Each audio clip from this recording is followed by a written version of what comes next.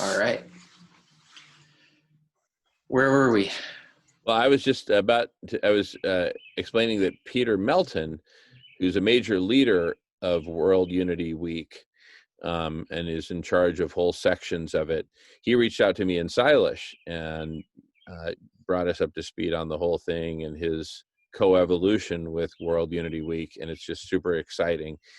And so it's really interesting having gone through a really intensive experience of communication back and forth with Guy McPherson and Ye Tao and Pauline, basically inviting them to come back into the collective intelligence. And I said, look, even if it's just 30 minutes per month, half an hour per month, maybe, like Guy comes the first Friday and Ye comes the third Friday. So we space it out or something like that.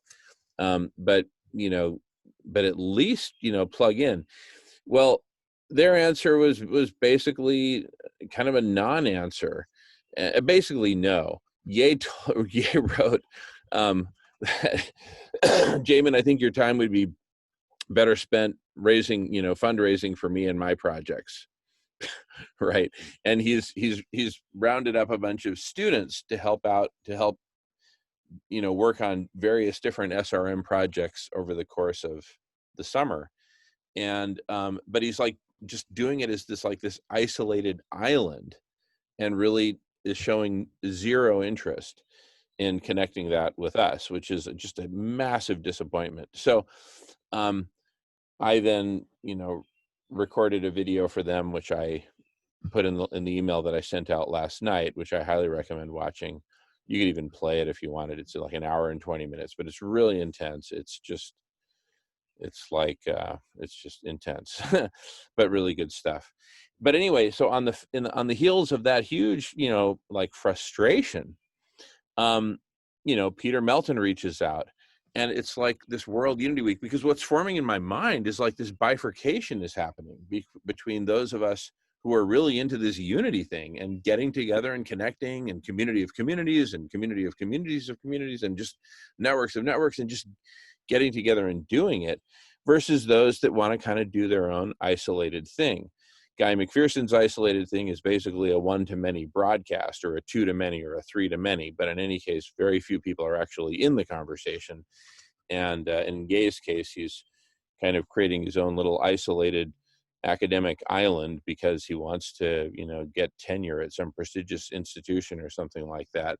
He wants to publish like 10 papers by the end of the year or something like that. And I've challenged all of them, Guy, Pauline, and Ye, to articulate what is their full stack, mega strategy, right?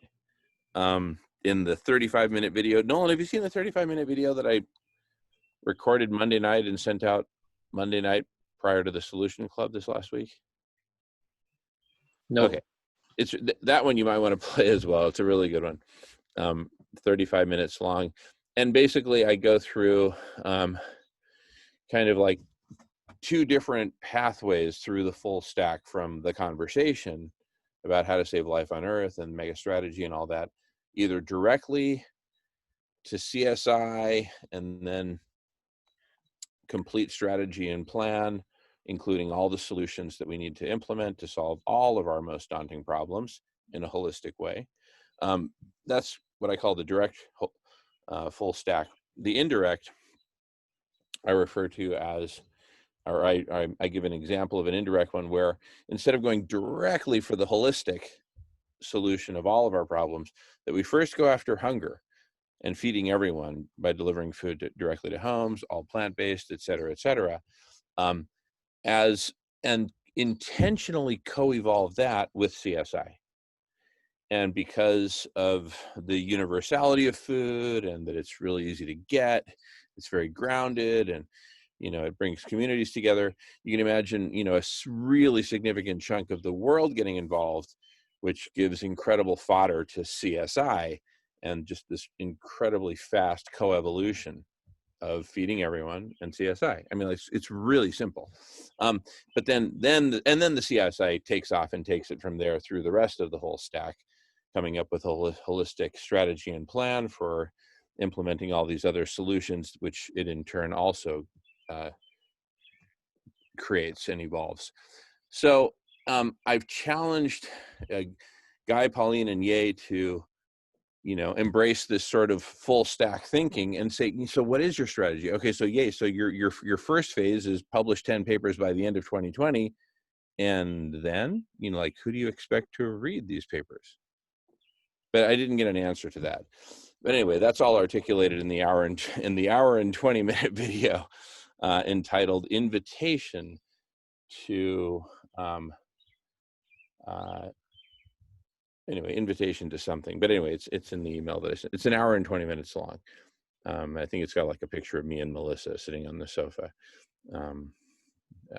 Anyway, so whole stack, full stack thinking, right? And, I even came up with a funny little expression. So what's your stack? What's your stack? Right? It's like a challenge, and it's like, but it's like, what's the whole of it? Right? Publishing 10 papers by the end of the year. Okay. And who's going to read those? So cited the statistic that the average peer-reviewed academic paper that gets published gets read by 3 people. Wow. Now that's a vector for reaching the masses and really changing the world. No, it's just like, but anyway, so the bottom line is I'm seeing this really ugly, not ugly, but it's just kind of heartbreaking bifurcation. I don't know, actually let it be inspiring. Why judge it? But the bifurcation between those who are basically separatists and those who are into the unity thing. And then,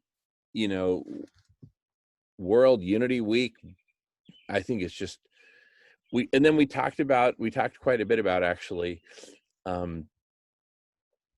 us having a very significant presence at World Unity Week, and essentially having, for lack of a better word, like a booth at like a trade show, where we staff that booth as much as we can during the 168 hours of World Unity Week, so that people can pop in. And in addition to us talking directly with the visitors who come, we can play them videos or excerpts. And I screen shared and showed the excellent work that you've done, Nolan, in indexing, chunking out and indexing our conversations. Everyone loves it. And so that really provides us with this awesome like keyboard with synthesizers and buttons and special effects. Dun, dun, dun. It's like, so somebody might come pop into our booth at World Unity Week and like, hey, so what do you guys talk about spirituality? And then it's like, boom, we just play the 3-minute segment of Will Tuttle just, going off on it. It's like, whoa, well, what do you think about this? And boom. And so, we've all got 2 weeks to get familiar with all the controls and the buttons on the synthesizer and the database behind it. And so we're just going to come up with some really cool stuff.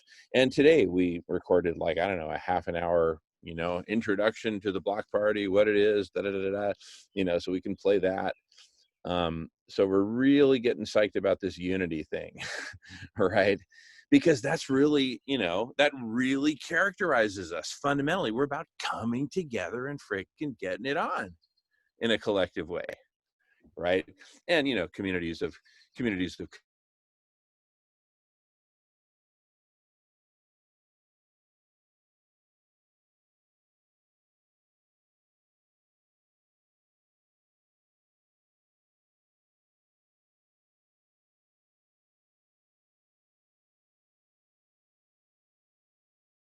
nothing. So it's like there's this really clear bifurcation forming: separatists versus Unitarians. Are you a separatist or a Unitarian? And here's the joke of the day.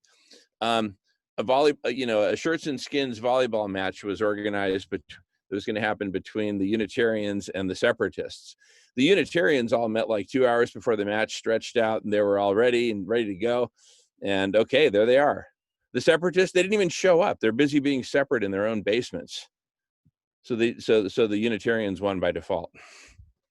That's how this is going down. The separatists are just like, I mean, it's just like, I don't know, they're like the Shakers or something. Let's not reproduce. Okay, 200 years later, how's it going for the Shakers? Oh, they went extinct, 140 years ago, right? It's like the separatists, it's just like a formula for extinction in terms of, lasting impact, because they're just isolating themselves. So anyway, I've probably said too much about that.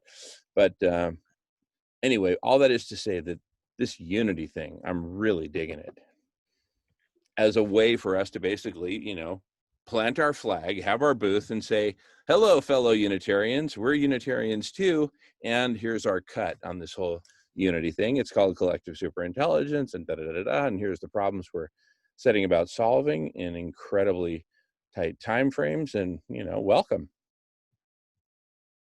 I mean, of all the places we could go and recruit, that is, for me, starting to feel like the best place, because people who go there are into unity. As obvious as that may sound. All right, I need to get to bed. So Sarah, welcome. Oh my goodness, we're ships passing in the night at this point, because I'm just about to take my 5-hour nap break. Nolan, do you mind if I tag in at 2:15 just so I get closer to 5 hours, or do you need me at 2? You're good. You're Okay, good. awesome. Thanks, man. All right, love you all. You're in great hands with Nolan, and look forward to, yes, Nancy.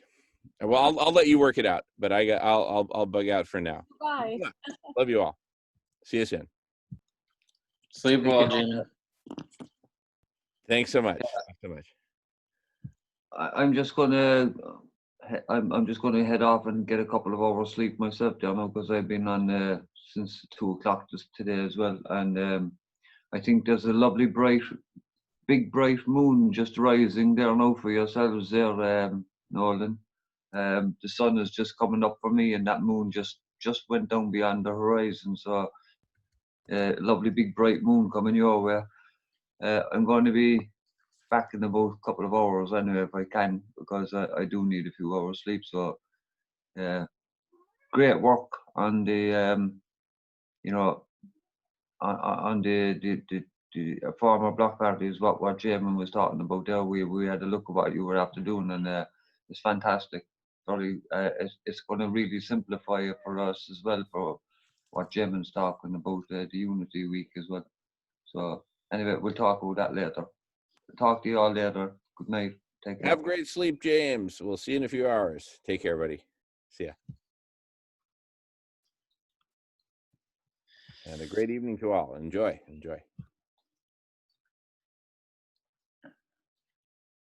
Yeah, you too, Jamin. Take care, man.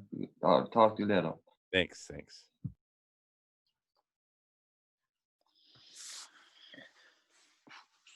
All right.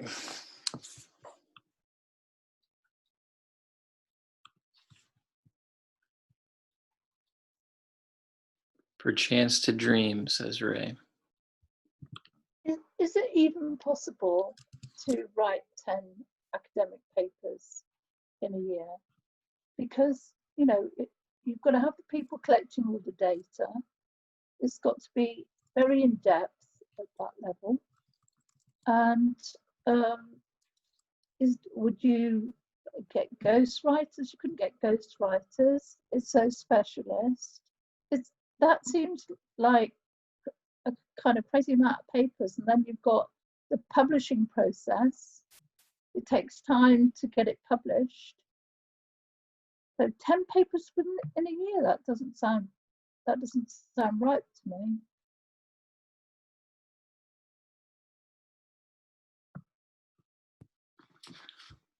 I don't know. I really don't know.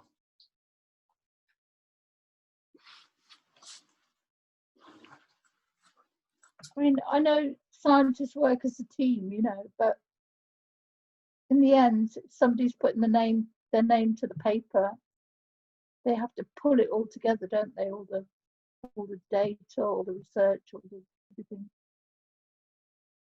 That doesn't sound possible, really, but maybe it is. What do I know?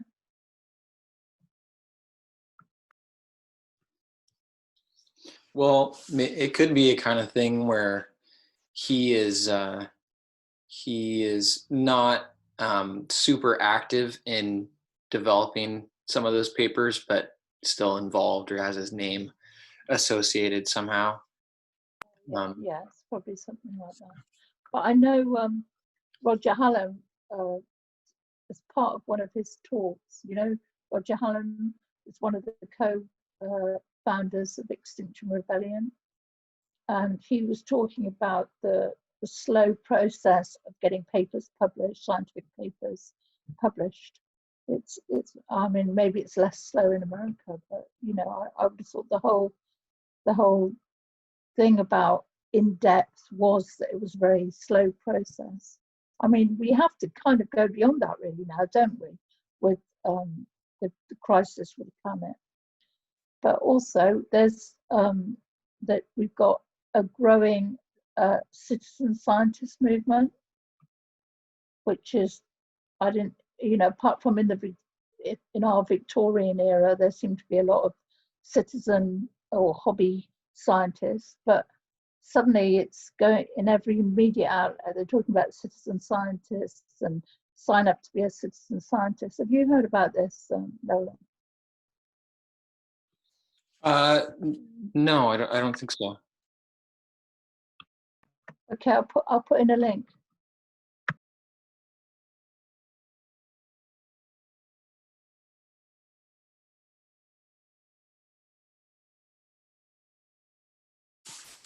But it makes me think of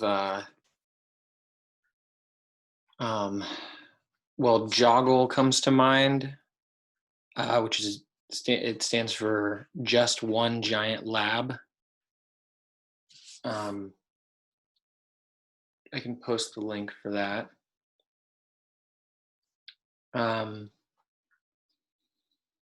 And Sarah, I actually don't know what happened during Food Healers today. Sarah asks what happened during Food Healers today. She says she left after Thomas spoke in the Divine Feminine segment.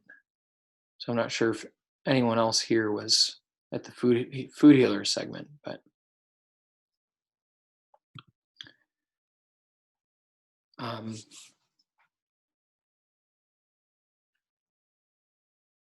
I was there for quite a lot of it. It was very, very interesting. There were some really, really good speakers. A couple of women stood out. I think that was the Food Healers section. Yeah, I think it was. Yeah, I can't remember their names, but they were very, very smart.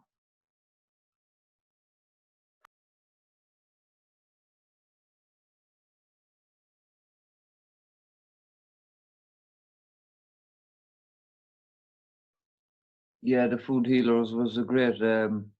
The Divine Feminine and the Food Healers, both of them followed each other. Like so, the whole 4 hours really was went very well. I think there was about 20 altogether in the room and involved in the conversations. And Thomas's conversation and talk was was very interesting, and enjoyed his story towards through finding his vegan, how he found and came to be a vegan, and his story about being a single parent, and how he ended up making the films that he made. And very interesting guy, and the conversations were fantastic, and Jackie's Divine Feminine segment was fantastic as well. So it went very well today. Like, I think it was well needed as well, because as Jamin was saying, he was feeling fairly down with all the situation with Guy and and all that, and Jackie was feeling fairly down all the week, and I think a lot of people are really feeling and have been feeling down in people's feelings in general are on the low anyway, because of the basic situation going on all over America. As I can only imagine, as I'm from Ireland, so I'm not involved in it, but believe you me, the world is watching and empathizes sincerely with the situation that the black communities are and ethnic minority communities are being treated. In this day and age, in the 21st century, and it's just another symptom of the chronic the chronic failure in our systems today. They're not capable. They're archaic systems to deal with archaic situations. And we're in the 21st century now. People, is what we need to be telling our leaders, and they need to get their gears in order. So James, yeah. James, in the UK, we've got protests in solidarity with what's going on with America all over the UK, but we've got a lot of problems with our police. They harass black people all the time. They stop and search. There are deaths and poor white people, being duffed up in cells and wrongly arrested and all the rest of it. So it's not just in solidarity with America, or that's what triggered our protests. It's also all the problems we've got over here. Have you got protests going on in Ireland?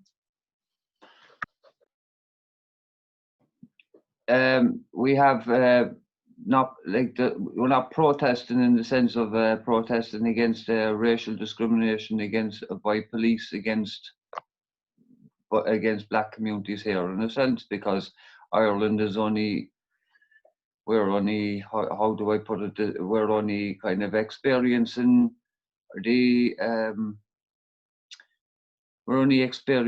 the last number of years the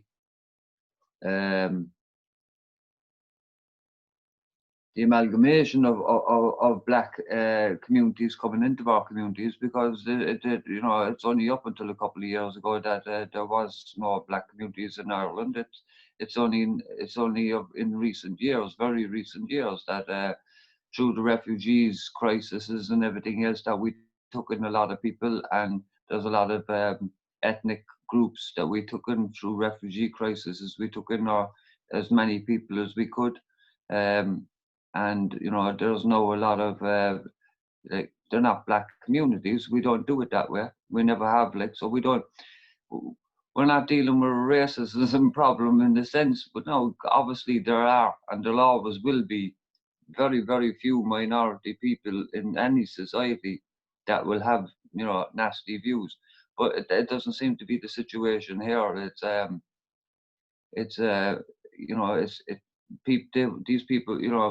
These people came from very severe backgrounds of hardship and everything else, and that's why they were welcomed here. And majority people here welcome when we were up in arms. So they weren't thrown into a ghetto or a one community kind of a thing at all. They were put into wherever they could be housed among the communities that are here, and they just accepted as neighbours. And our kids get on with our kids and go to school with our kids, and there's no black schools and communities and white communities. It's very young and it's very fresh, and it's only just beginning, but it's beginning in the right way as far as I'm concerned anyway. So thankfully we're not in that situation. So, but England have had that situation for 40 years because England was a colonizer, and they're reaping what they sowed by colonizing the world. They went around and they took over the world for centuries. But now, because their former colonies are considered British citizens, they were entitled to go to England. So they moved in the 40s, 50s, and 60s, and 70s, and 80s. They moved to England, and England ended up being inundated with all sorts of nationalities from all over the world. And they had a right to come here. And the Jamaican people, the Windrush generation, only recently we had extreme racism in government, where these people who lived here all their lives, pretty much, they were trying to say, go back to Jamaica, or place.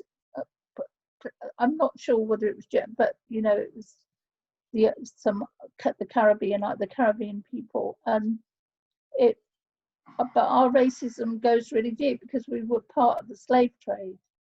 The the wealth that exists in Britain, you know, it was built on the slave industry, you know. So, but Ireland hasn't, you know, Southern Ireland era hasn't got our history. And also, I think your police, from what I can make out, are very different to the British police.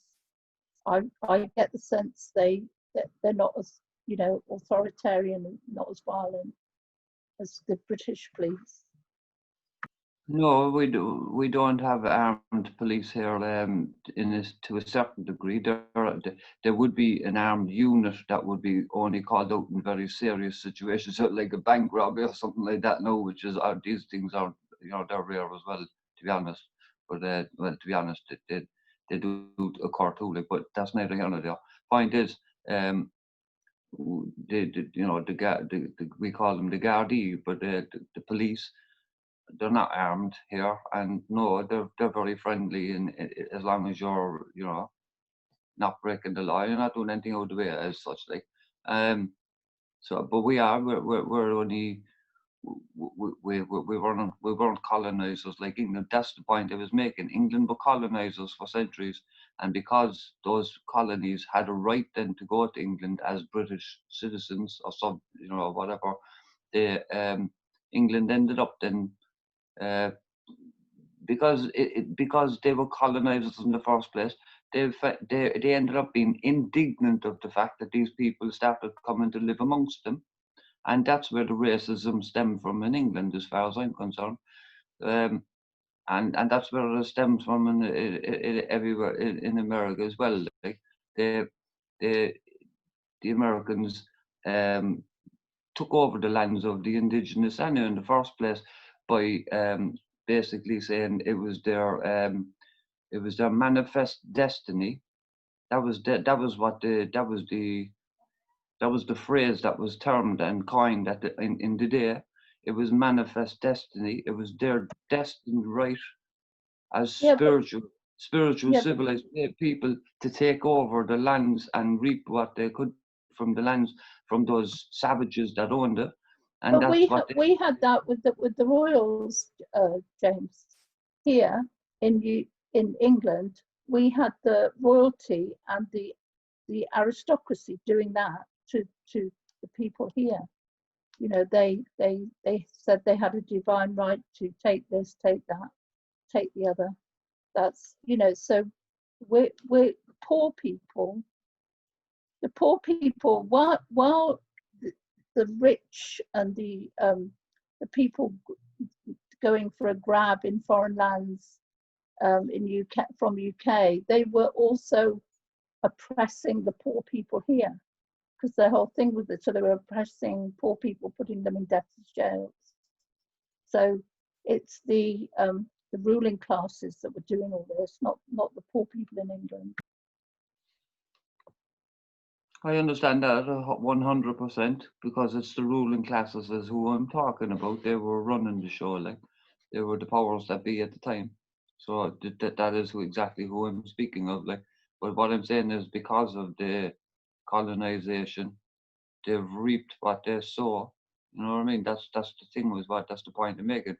But the point, like the main point I'm making is that Ireland is only very young in experience in mixed cultures in a multicultural society, but it's something that has been welcomed here, and it really stands out in a sense, because it took London over 40 years, England over 40 years, dealing with all the different racism that they were dealing with down through the years. There was mass racism going on in England since these people were British subjects, as they were concerned, were by right entitled to go and stay in England or anywhere else as far as they were concerned in the British colonies, which was their right. But the British people, well, mainly the British aristocracy, were highly indignant of it, turning back on them, and it incited racism, unfortunately. But I just hope that that doesn't be the case here anyway in Ireland. There's always pockets of it, but these people are usually and quickly shouted down, or spoke down to, like, and shown that they're being out of order by what they're saying, or maybe just have their views changed by majority people are not that way inclined. Like, my first encounter with racism as a child was about 15, 16 years of age when I first went to England. That was my first encounter with racism, because I hadn't, as I said, because Ireland, to be honest with you, there wasn't a lot of people of colour in Ireland, and like, even though in my own family, my first cousin was black, and like, that comes from because his father worked abroad and everything else, and ended up having getting married and having a son, and between the jigs and the reels, anyway, the wife ended up passing away at the time when he was away at work. So the child was left to him, and so he managed to be able to get the child, which with Warren was only 2 at the time, but he was able to get a child through the Red Cross back to England, and then from England through the social services over to Ireland. And he's, so his mother, my aunt, was able to look after Warren while his father was away working still abroad. And Warren then was brought up in Ireland as Warren Noonan, because that's who he was. But nobody on the road thought any different of him because he was black, even though he was probably the only black person in the whole of Cork City. But he was still totally accepted as just being Warren Noonan from Granabraher Avenue. You know what I mean? He was one of the lads, like. So I don't think we're capable of dealing with the racism issue anyway here, in the sense of it'll never become a bad issue here. Not in the degree that it is in England or in America or around the world anyway. Thankfully, that's all I can say is thankfully. You know what I mean?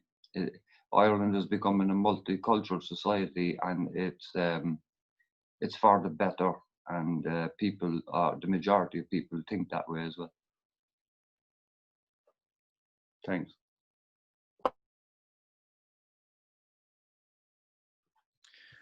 Well, real quick, while I have a moment here, Sarah's not in the meeting anymore, but she had posted some questions earlier in the chat. She could be listening in on Twitch, and if she drops in, we can cover it again. But she was asking if for anyone who was here during the Food Healer segment, if there was progress with the K-Mama app that Silas is working on.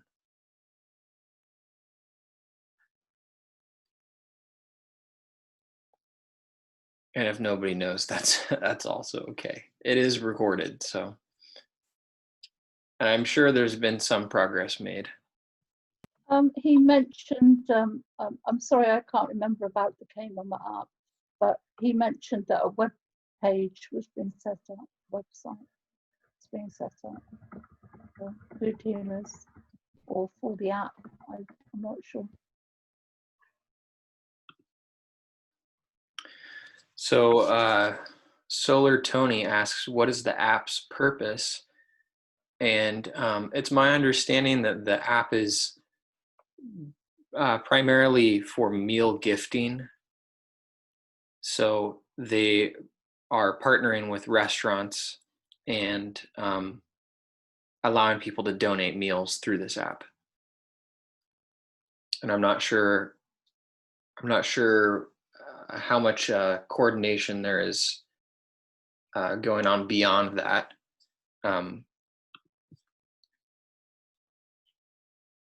Yeah. That's about all I know right now.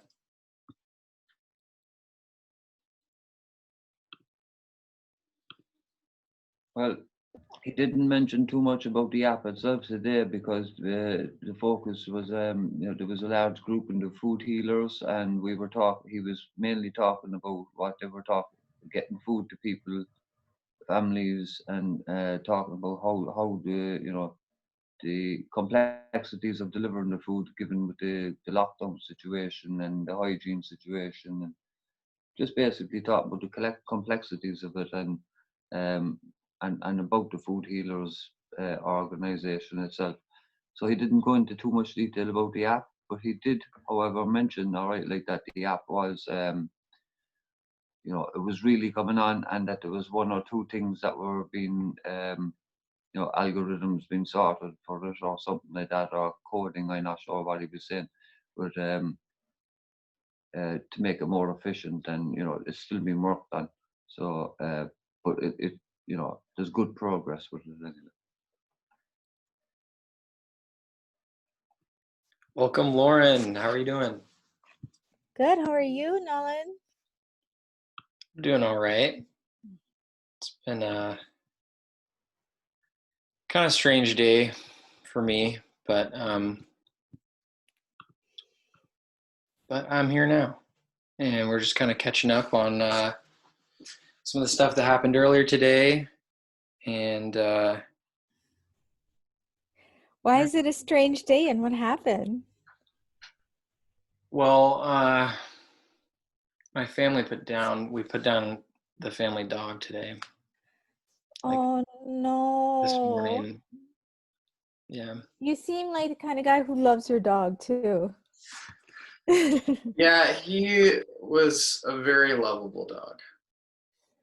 Very, very good dog, but he was around like 15, and so he was getting pretty old for a dog his size. He's like a German Shepherd Mastiff mix, and his hips were going bad, and um, it was actually really good to see him when they gave him this like painkiller sedative.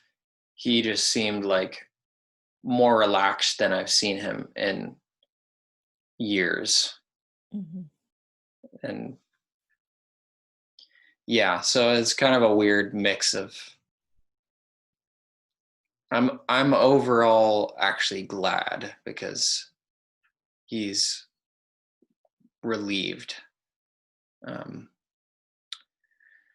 yeah, and he was a really, really good dog. Oh.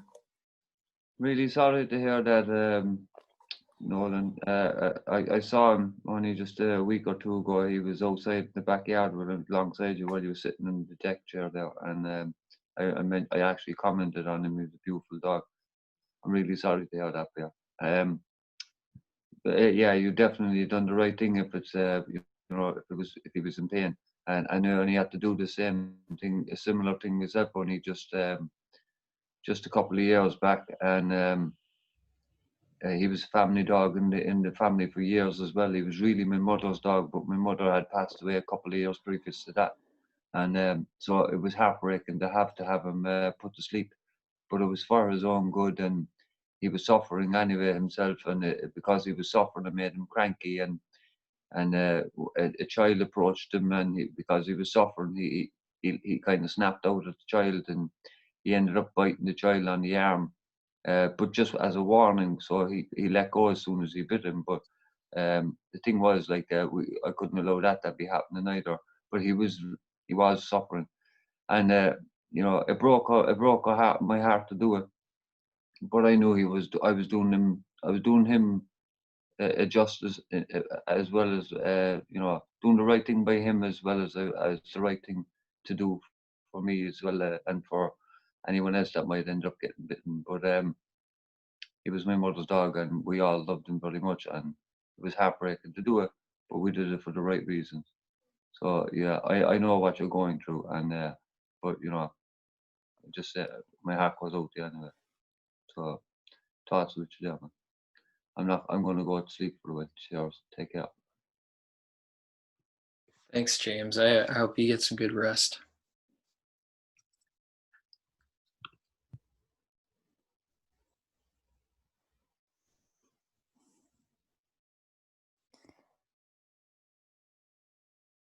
So who is Ray? Well, I think Ray might. Oh, there he is. So Ray, where are you? I'm in Toronto. Okay. Okay. Half my green screen is missing at the moment.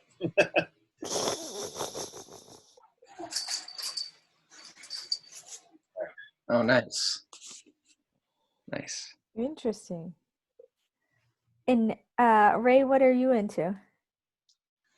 I facilitate the Vegan World 2026 base camp, which is a Okay. collection of. Are you involved in that? No, I'm not. You haven't heard of it? It's kind of like an online think tank, and it's divided into a bunch of, let's say, like 26 different study groups that develop task forces to knock down all the obstacles to accomplish a vegan world by 2026. Okay. Let's make it or Ready for break that. it. Great.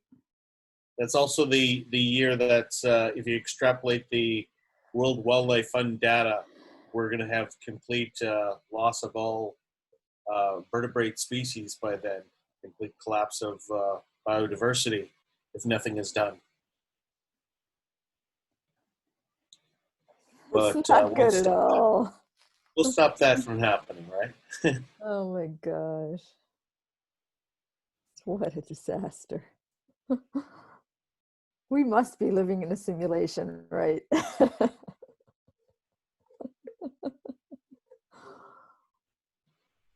Mm, haven't you felt like your version, like your whole like outlook on reality is just like completely shifted from, I don't know, like a while ago?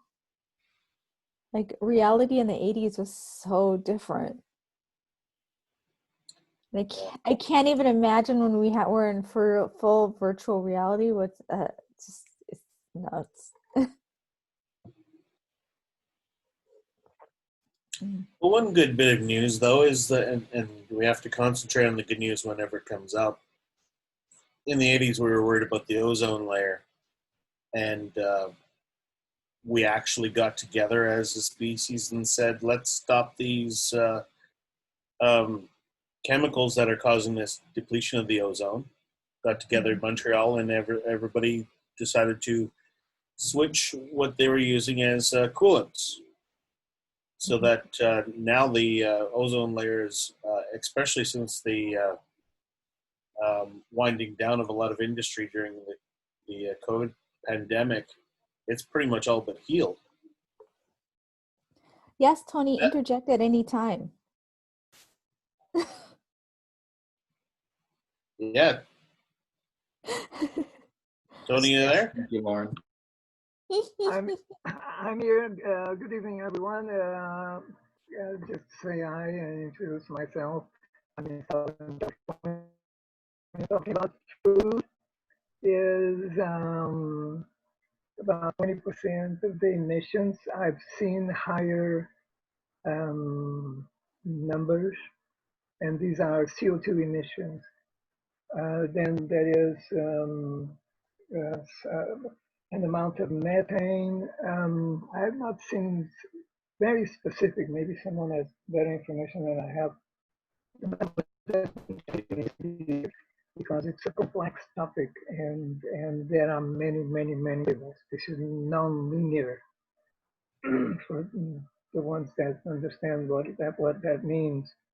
It's absolutely non-linear, so it's very varies a lot, and the variables. It's very complex. Some examples are in the USA. On average, food travels per table travels 15 to 1800 miles on average. That is for everyone. So everyone that eats a burger, that means that the bun, the meat, whatever goes in there, the zucchini, the onions, the pickle, it on average comes from 15 to 1800 miles away. That means if I'm in LA, it comes from Chicago or even further. In Canada, it's about on average 5,000 miles on average. That means for everyone, more for some, less for others. In Japan, used to be 0, and it's now 10,000 miles. So this is an absurdity of enormous proportions that we are in. And what's being said about losing all the vertebrates, at least in the wild, in just a few years. So we are in a pickle. And I don't see it, the whole population taking the jump and doing the somersault and moving. I hope the population already moving in that direction. That's what I've seen, and that's what I've evolved into. Also been planning that for quite some time. I already hope that to be at that point. At this point, I don't understand quite yet why it hasn't happened. But I'm looking to moving in that direction, becoming self-sustainable and eco-sustainable, which is the key word is to become ecologically sustainable and reduce the human footprint considerably.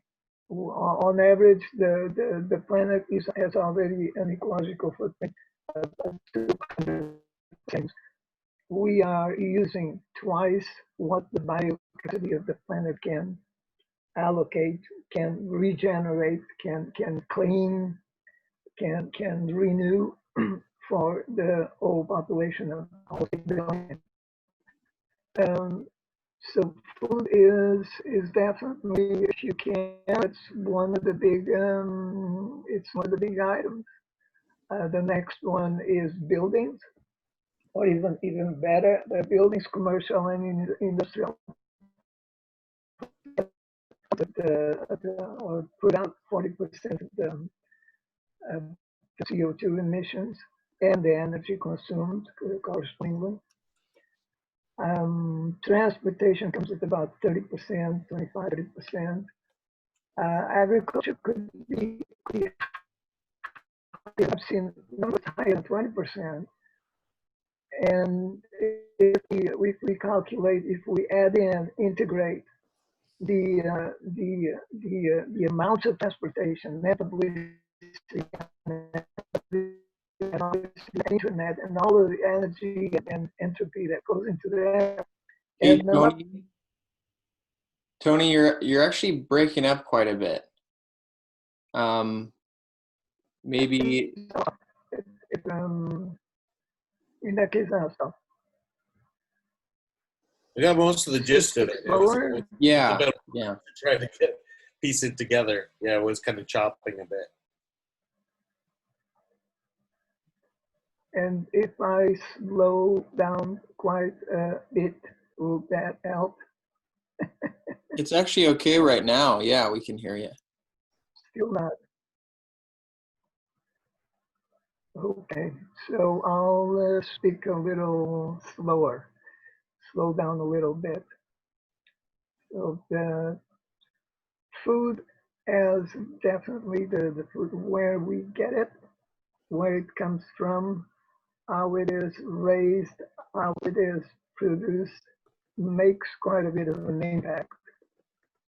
If you can find local, find organic, because organic does not use synthetic pesticides, and it's just not the harm that synthetic pesticides and synthetic chemicals and fertilizers do in destroying the soil, but also are required in order to produce them. right around the end of World War II, it took 1 unit of energy, say kilowatt hour or a BTU as we use in the US, in order to produce 10 units of energy. You can use any unit, the results are the same.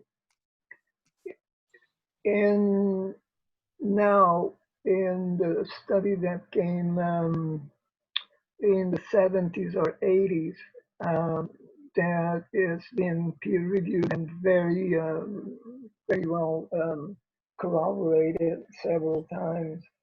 It takes now 10 units of energy in order to produce 1 unit of food. Cheap oil is the answer. We have a source of entropy, low entropy that has been accumulated over a period of 700 million years on the Earth's mantle, and that we are literally spilling over and using in a century or so. And that it came with a sinister historical perspective, because synthetic chemicals or fertilizers, nitrogen fertilizers, were discovered right at the beginning, just before World War I, and they were not used for agriculture. They were used in World War II, were produced by that process, which was discovered by a German chemist, which curiously was a Jew, and he remained in Germany throughout the war because of his skills, Fritz Haber. And the chemical fertilizers were not chemical fertilizers, were bombs, were used to make bombs. At the end of the war, there were huge factories on both sides of the Atlantic that nobody knew what to do with. And then they were transferred, that technology was transferred to agriculture. There's that rapid development. And it has to go. And we're destroying soil at an enormous rate. And like FDR said and noted, the that destroys its soil destroys itself, and that's what's happening to us. We're losing soil at the rate that is astounding. The number in the buildings, in order to reduce CO2 and reduce the footprint, we have to go. I posted 3 papers. One of them is an example how to do it, and the numbers are in there. And again, it's an holistic approach. Let's put solar here. Let's put wind in there. No, it has to be an holistic. It's an holistic approach that needs to be taken, and that's the mistake, that the error that most students that just doing something. Let's do hydroponics. It's the solution. No, it's not the solution. The solution is an integral solution, a holistic solution. And then we have transportation, which is probably the biggest, the most difficult, in my view, because either we stop transporting ourselves quite a bit, other forms of transportation. I proposed years ago, the worldwide bicycle network that people would travel 20 or 30 miles a day, stay at an organic farm, help in the farm for a day or 2 or a week or a month, go to the next, take a vacation, go back home. Another way would be by walking. Gandhi walked to make Seoul to 260 miles. Meetings by train to Delhi or walking. It didn't take airplanes or things of the sort. They were available at the time already in the World War II. So now I see some people able to, the whole population able to, especially the population, they don't, Hey, Tony. they want SUVs. Tony, Yes, I'm here. you're cutting out pretty bad right now, Great. and I just got to interject. Okay, I'll because- stop. I'll stop. Okay. Yeah, Tony, I don't know why like, it's happening. I already have the. it's such an interesting conversation, Tony. We're so sad, but it's like painful to sometimes that happens with my speakers now too, and I can't even get them fixed because the Mac store is closed indefinitely. I hear you loud and clear. Windows 10, it used to be pretty good. That's what I'm back to Windows 7. And my next step is go back to Unix. And that was a mistake. But Tony, you can, Go to you can Windows. contribute in the chat and then we'll just read it. I did put something in the I chat. posted 3 papers. Please read them. I want to respond to what you were saying before about food miles. I think it's important to keep in mind how much actual emissions get taken up by that process of delivering from the producer to the consumer compared to how much goes into production. Because across the board, all food generally averages around 4% of the energy that in its life cycle analysis. 4% is post-farm gate. And for animal products, it's actually more like 0.5%, 1%. So any argument that local animal products have any savings as far as from a carbon standpoint is pretty close to negligible. There's something in the animal production that it makes no sense. You're absolutely right, and the figures that I seen so far about the 20-25% in emissions from agriculture, industrial agriculture. I don't recall ever seeing an explicit note saying that the amount of transportation was included.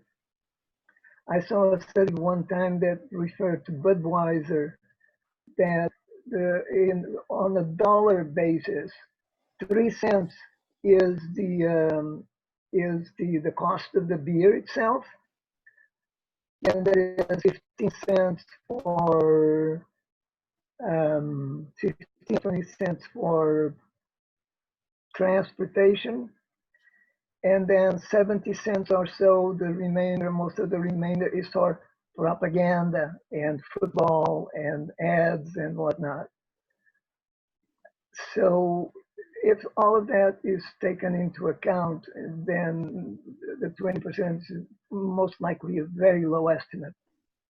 And I have not seen a really a comprehensive study that takes all of those, adds them up, and so if the food is local, within 20 miles, 5 miles, there are several very well done clips coming out of Cuba from how Cuba survived the cut from oil from Russia in the 90s when the Soviet Union, after Gorbachev dismissed the Communist Party, and how they dealt with it and how they are organizing have organized urban gardens to provide most of the food for the city. And that's pretty impressive. And it could be a model for similar attempts around the world, anywhere, to organize something like that. And that would reduce or almost completely cut the use of fossil fuels for agriculture. The use of animals in our industrial agriculture, especially cows, it takes 16 pounds of perfectly good vegetable protein to produce 1 pound of beef. Let me say that again. It takes 16 pounds. Some of you may already be aware of this. And for the pork is 7 or 8 pounds. For chicken is a little bit better, but it's still 2 or 3 pounds of protein as a vegetable protein. Have to grow in our industrial agriculture.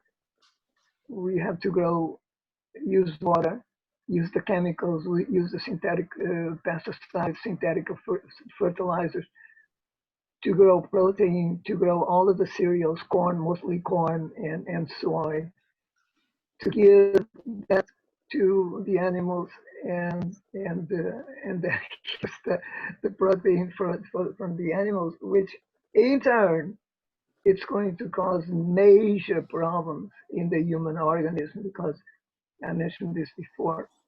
The human body is not, we are not carnivores, against many, many convictions, and those are just convictions. We are not carnivores. We are physiologically herbivores. And the use of animals in that fashion, it's absolutely criminal, because animals have a very important role in the holistic approach to our agriculture, not for consumption, but in the way that they make nutrients available for plants in a symbiotic way, so that the plants can have those nutrients and then feed us and maintain the soil and maintain the fertility of the soil. So it's a different approach, it's a different perspective.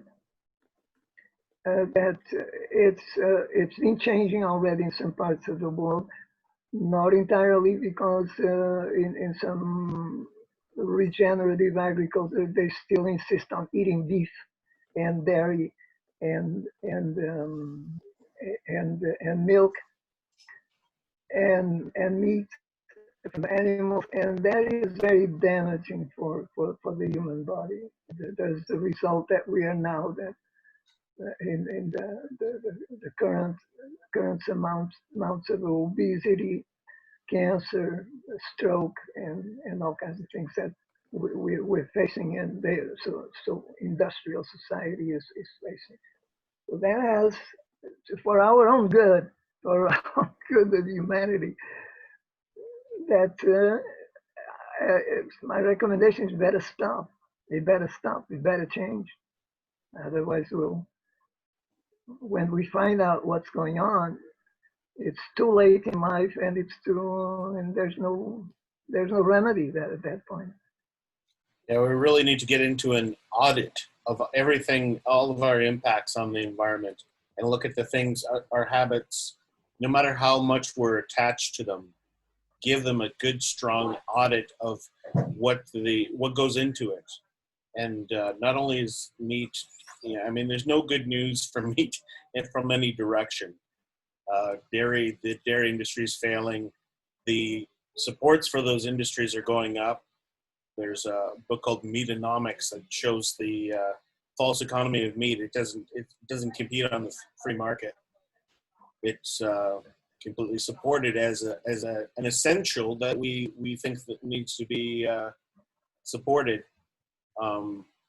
And a lot of it is, I mean, the theory is that it's supported because it makes us ill, and that's a huge amount of cash for the pharmaceutical industry, for the chemical industries.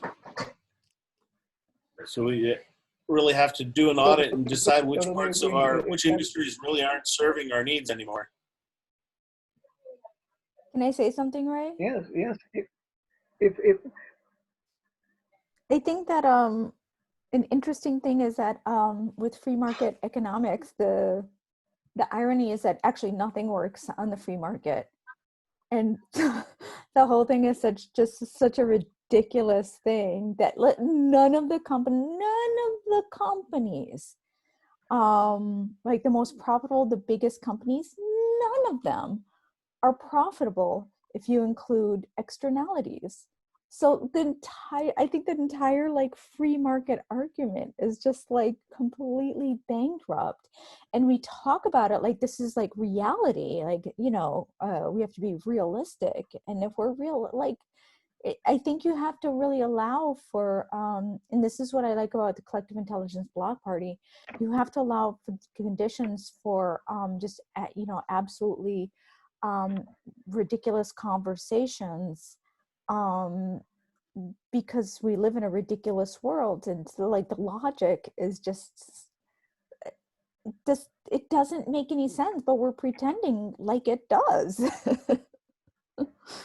And we get very trapped in the language of it, I think, like thinking that, well, because we have some language for whatever, then we can just kind of repeat that and hide behind, like use the language about whatever we're explaining as knowing the language as a substitute for actually understanding the real impacts that these things are happening and having, and how these systems are working and how sustainable are they. There's a lot of like assumptions, I feel like, in the language used to describe economics, for example, that it's not just about trade or facilitating trade and getting goods and services to people. There's a lot more going on in the language that is used to communicate about an economics and build economic systems. So yeah, so you have to be willing to go to weird places, which are where like the dictionaries aren't as fleshed out, you know. I don't know. And so much of it is dependent on perspective too. And the human race has a tendency to have bias at every turn. The entire science of animal agriculture has been suppressed for very prominently in the last 13 years since Al Gore's Inconvenient Truth. That same year, the Food and Agriculture Organization took control over the math, the accounting of how we divide the economic sectors, how much emissions we attribute to each. And so they've at that time attributed 18% to animal agriculture.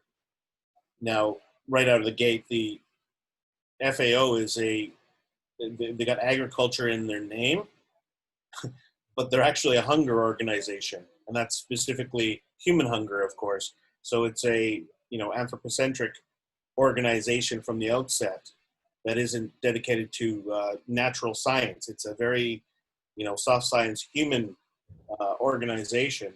So there's some very strong questions about whether this department, which is largely funded by the agriculture industry, populated by people in livestock science.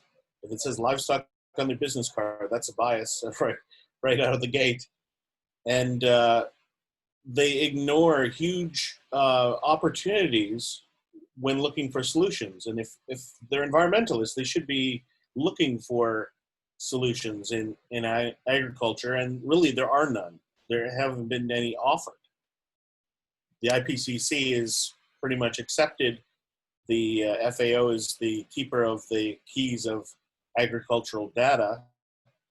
They've fixed one rounding error that they made, a balancing error that actually lowered the number from 18 to 14.5%. And we haven't even, in any of the regulations, properly accounted for methane.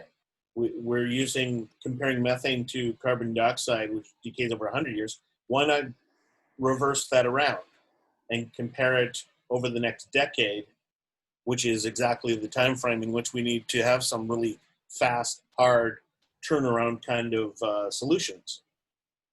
The reason why? Because it skews the harm of climate change in favor of animal agriculture. And the people that are calculating, that are trying to come up with policies in the IPCC, want to have green energy policies. They don't want agricultural policies, so don't even talk to them about it. We're atmospheric scientists. We know about what's going up in the air. We don't know what's going on in the soil.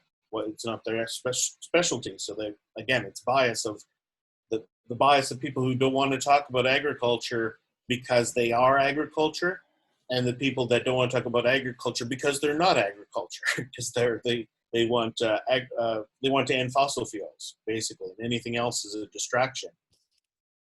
So it's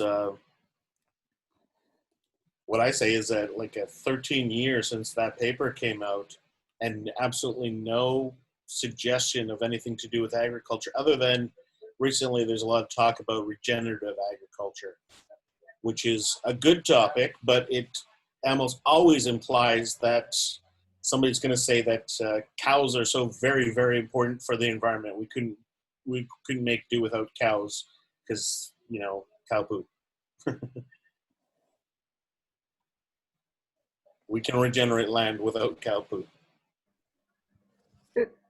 Was it Lauren that was mentioning before about the food and the amount of waste and the connection with the quality of the food and then the medical industry and pharma? And it's not a cynical view. It is actually what happened. It doesn't seem MDs and physicians and the pharmaceutical industry is taking the approach that you are a sick person. Very good. We got some business here. We got some business. And they're not even shy about it. Did you hear that? They're not even shy about it. It's not. That memo from Goldman Sachs to the pharmaceutical leaders, and they were talking about gene editing as a way of preventing disease. And the memo was just essentially saying, preventing disease? Where's the money in that? Why would you invest money in that when you have somebody who's a diabetic and just give them money, give them medication? They'll buy medication from you for the rest of their lives. That's where the money is. That's where the money is. That's yeah, how much they care, right? To get a client. Yeah. And like Lauren was saying earlier, there's like externalities in that, like the economics of that, the profit, the monetary profit is not. It's just a bad value system, because ideally you should be economically rewarded for clearly the better outcome is that you don't have people on medication and they're able to sustain themselves without that. So, and it seems like it's an intractable problem in the sense that there's always going to be externalities, but well,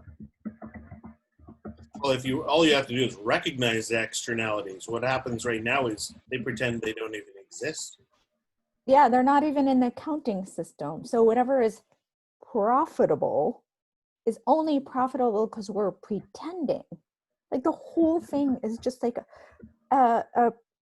we're all pretending. And people can't even comment on this system because economists will initiate these ridiculously complex conversations about small things in the system in which they're specialists, while the larger system is just complete bullshit.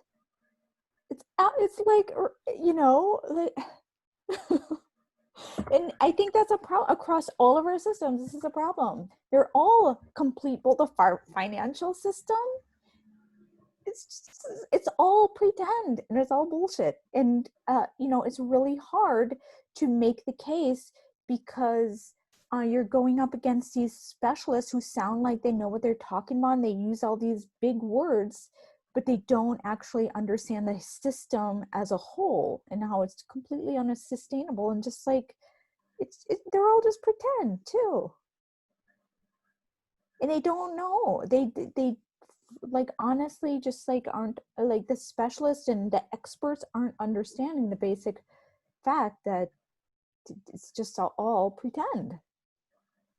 So we might as well, you know, go to another, like, having other ridiculous conversations. Once you realize like how absolutely dumb this stuff is, you can, like, I think it opens the door to really talking about other ridiculous ideas that seem impossible now. You know? Yeah, absolutely. And you can't go there without you can't go there being heavily invested. Like, that's the problem with the experts, is that they're so attached to this, whatever it is they've learned, that if it changes, then they don't have their authority anymore. They don't have their expertise. And yeah, so they're just totally, they're blind to that. And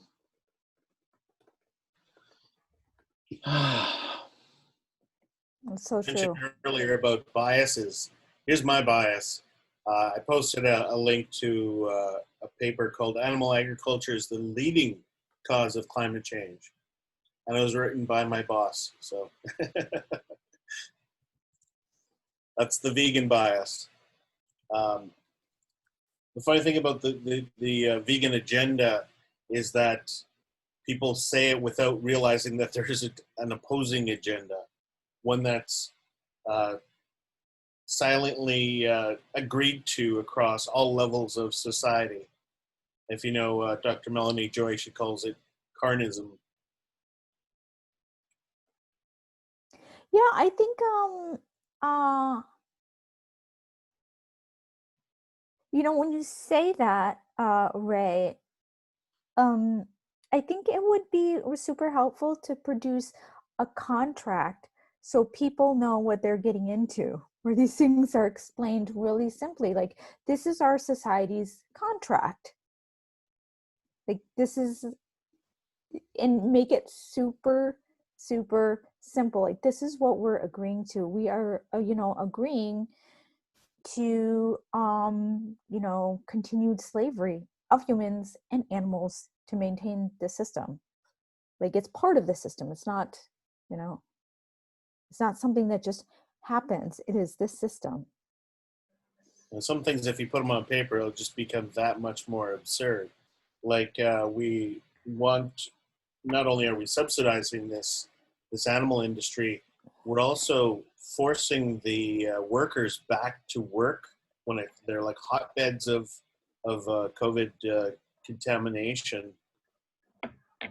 And because they've decided that it's an essential service, kind of. They actually, if President Trump's executive order actually says it's to protect the infrastructure of the food commodity chain, which shows that the system itself is fragile, stupidly constructed, and falling apart. It doesn't really have anything to do with the clause is it's to feed Americans their protein. We know that all protein comes from plants, so it's a bit of a misnomer. It's actually saturated fat that is the product of the industry. So it's it's a system that is so inefficient that if they were to lose it, if they didn't force the workers back to work and make sure that this meat industry keeps going, and they lost it, it's a huge blow to the economy as it's structured right now. Because I'm vegan, but my tax money goes to pay for dairy and meat. It doesn't go to pay for carrots. Doesn't go pay for broccoli. It doesn't go to pay for the things that we consider, healthy food. Or even in Canada, we got the Canada's Food Guide, got rid of dairy as a food group, and I think the USDA's dietary guidelines for Americans is going to follow suit in the next few weeks, I think. To do what? The guidelines, the dietary guidelines for Americans, they're being reviewed right now for the next guide, and they'll probably eliminate dairy as a food group, an essential group that you have to have something from this group in order to have a healthy diet. A lot of countries have done away with that, but it's trickier in the United States because the USDA is also the industry promoting department as well. It's kind of they're in charge of nutrition and profits, so it's a bit of a. I mean, you see, even within the own logic, within the own free market logic, nothing is a free market. It's not. The agriculture is clearly not a free market. It's a big communist package, right? It was kind of came to a head with the Trans-Pacific Partnership. Some of the wording in that was that farmers would be supported no matter what happened. They would be guaranteed the bottom line at the end of every quarter. I mean, that didn't happen, but that's how it really revealed and pulled back the curtain on how the industry thinks about itself. That it's really, what the the political right would call a nanny state. They're not pulling themselves up by the bootstraps. You have this poor farmer mentality, but the only farmer I knew growing up had a new pickup truck at least every 4 years, and spent his winters in the Yucatan Peninsula. So I'm not sure if we see the same thing as poor farmers in Canada and the United States as we do there's some regionally that could be true, but in general, it's a system that does require a lot of insurance, a lot of, we obviously need to keep eating, but it's so disproportionately to the foods that are making people money, yet aren't making people healthy. What I wanted to also mention that the point that Lauren did. I've been on the free markets, and that is, I've been as well maintaining that for almost forever. That isn't a single industry or commerce that hasn't been subsidized in some way. When the settlers came to America, there was no dollars, there was no money. So that was printed and was subsidized. Timber, railroads, coal, transportation, aircraft, airplane, shipping, health, pharma. There isn't a single industry anywhere on the planet, to my knowledge, that hasn't been subsidized heavily or not so heavily, but in many cases heavily, subsidized in some form or another, and continues to be subsidized. Chemicals, food, anything. I've been proposing for several decades now that we moved to a parallel universe. And I don't see the entire population changing. I just don't. And I haven't seen changing in spite of all of the claims to the contrary. We are at 416 ppms today from Mauna Loa, up 3 ppms from a year ago, right on target. COVID or no COVID, we are increasing, and there's no stopping us. So a parallel universe or a parallel planet, or in our case a parallel policy would be either by countries that decide to willingly make the switch. Costa Rica is an example. They decided to go with no army. Bhutan is an example. They decided to go organic 100%. Russia decided to go GMO free because basically they don't want to buy on the technology of the West, in my view. Or a cabinet of greenery, or a green cabinet in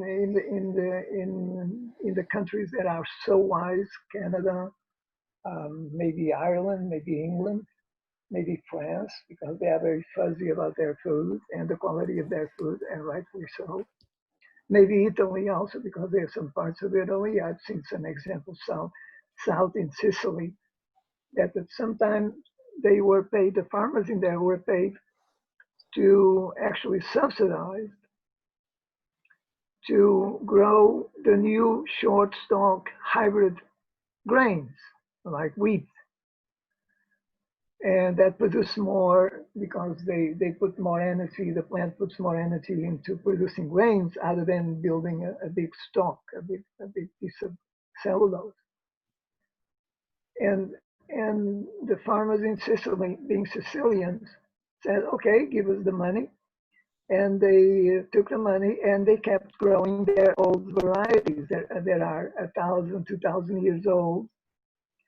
And they are more resilient and a lot more, in my taste, a lot more tasty, and produce less protein, so that cause in some cases less allergies. They are about 4 or 5% protein versus the new varieties that are 10 or 11% protein. So some countries could do that, and I've seen, and in those parts of the world, I've seen some movements of young and old, it doesn't matter. People that want to self-govern, you want to institute self-governance, you want to discuss the rules and the policies and the techniques and the methods that are necessary in order to guarantee that self-governance and move to a self-sustaining and ecologically sustaining society. If we institute those parallel universes, there might be, and there are groups in the USA as well, and that are doing work in that direction.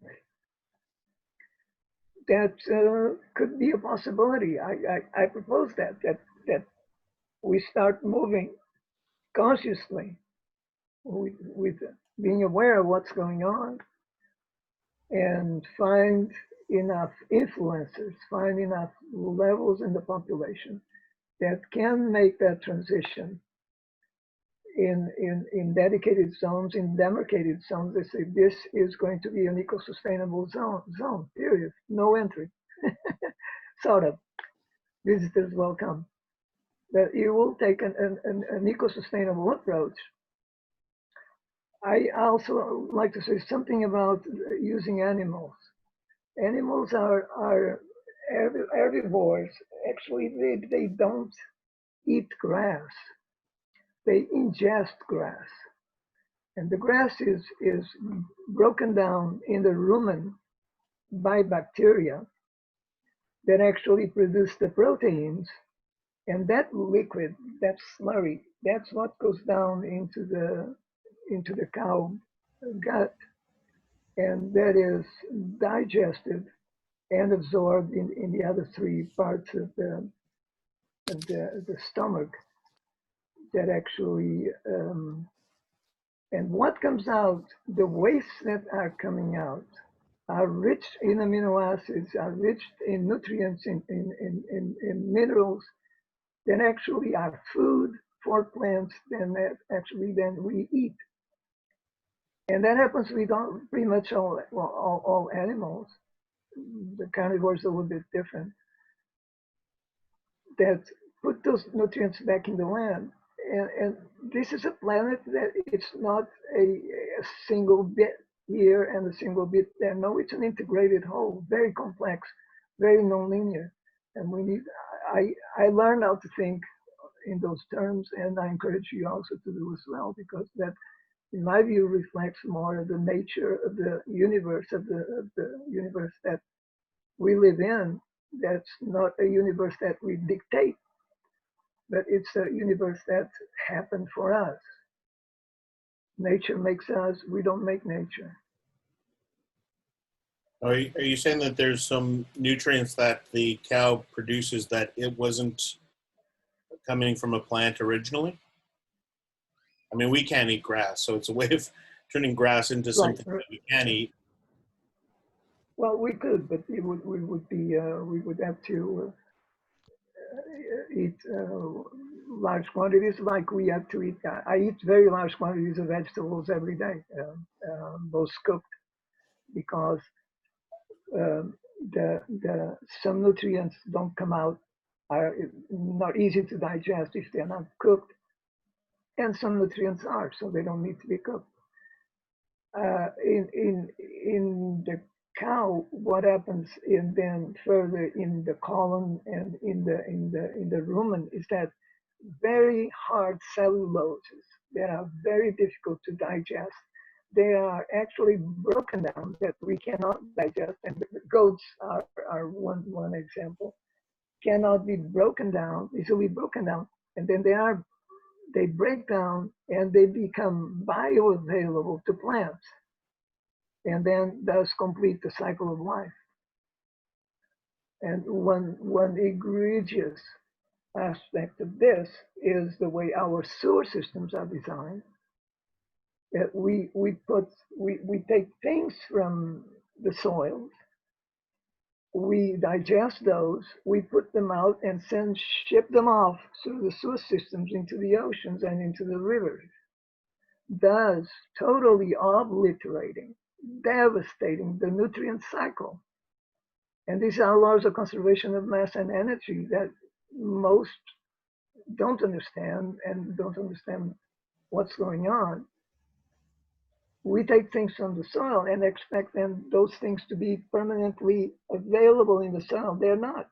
We're taking stuff in the industrial agriculture, and therefore, and not reestablishing the nutrient cycle by closing the loop from what comes out of our gut and the animal's gut back into the soil in an holistic form, without chemicals, without toxics, without pharmaceuticals, without pesticides, without synthetic fungicides and herbicides, without synthetic steroids, without synthetic antibiotics. And all of that has to stop. All of that has to stop. And yes, in my view, animals have a place in nature. I take the approach from the Native Americans, the way they look at animals in an holistic way, in a sacred way, in a respectful way. You're talking about wild animals? Well, the Americans had in the Central Plains, at about before the arrival of the Europeans, the European invasion, there were 60 million bison, weighing double what a cow weighs today. And now we have 100 million cows. And the devastation that we have. And they maintained an ecosystem in the plains that the root system went down 18 feet.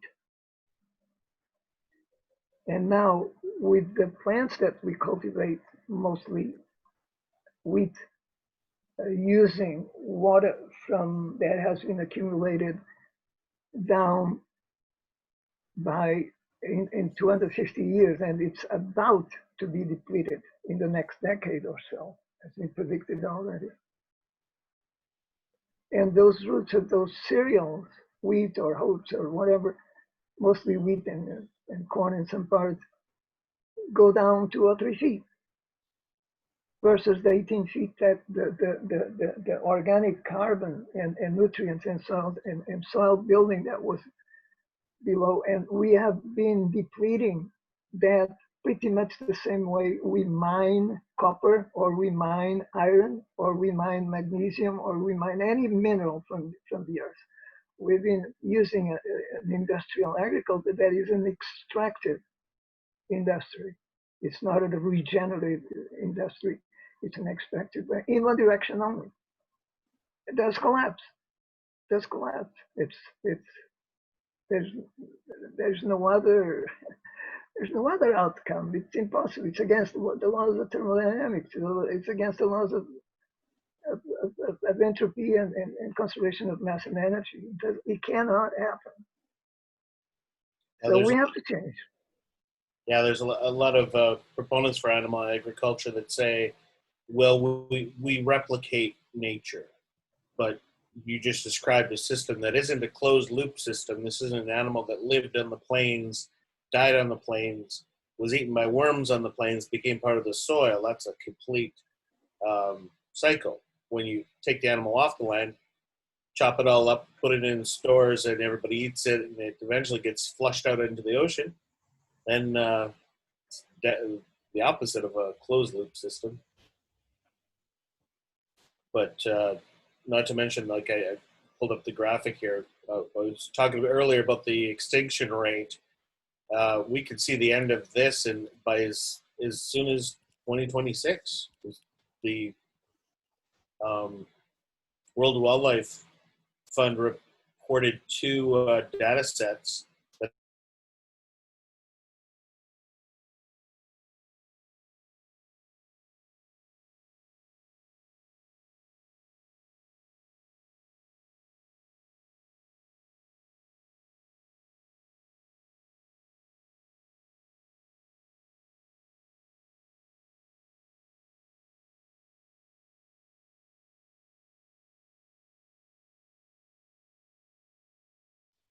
if this is the weight that we're carrying, we have to at least drop that as the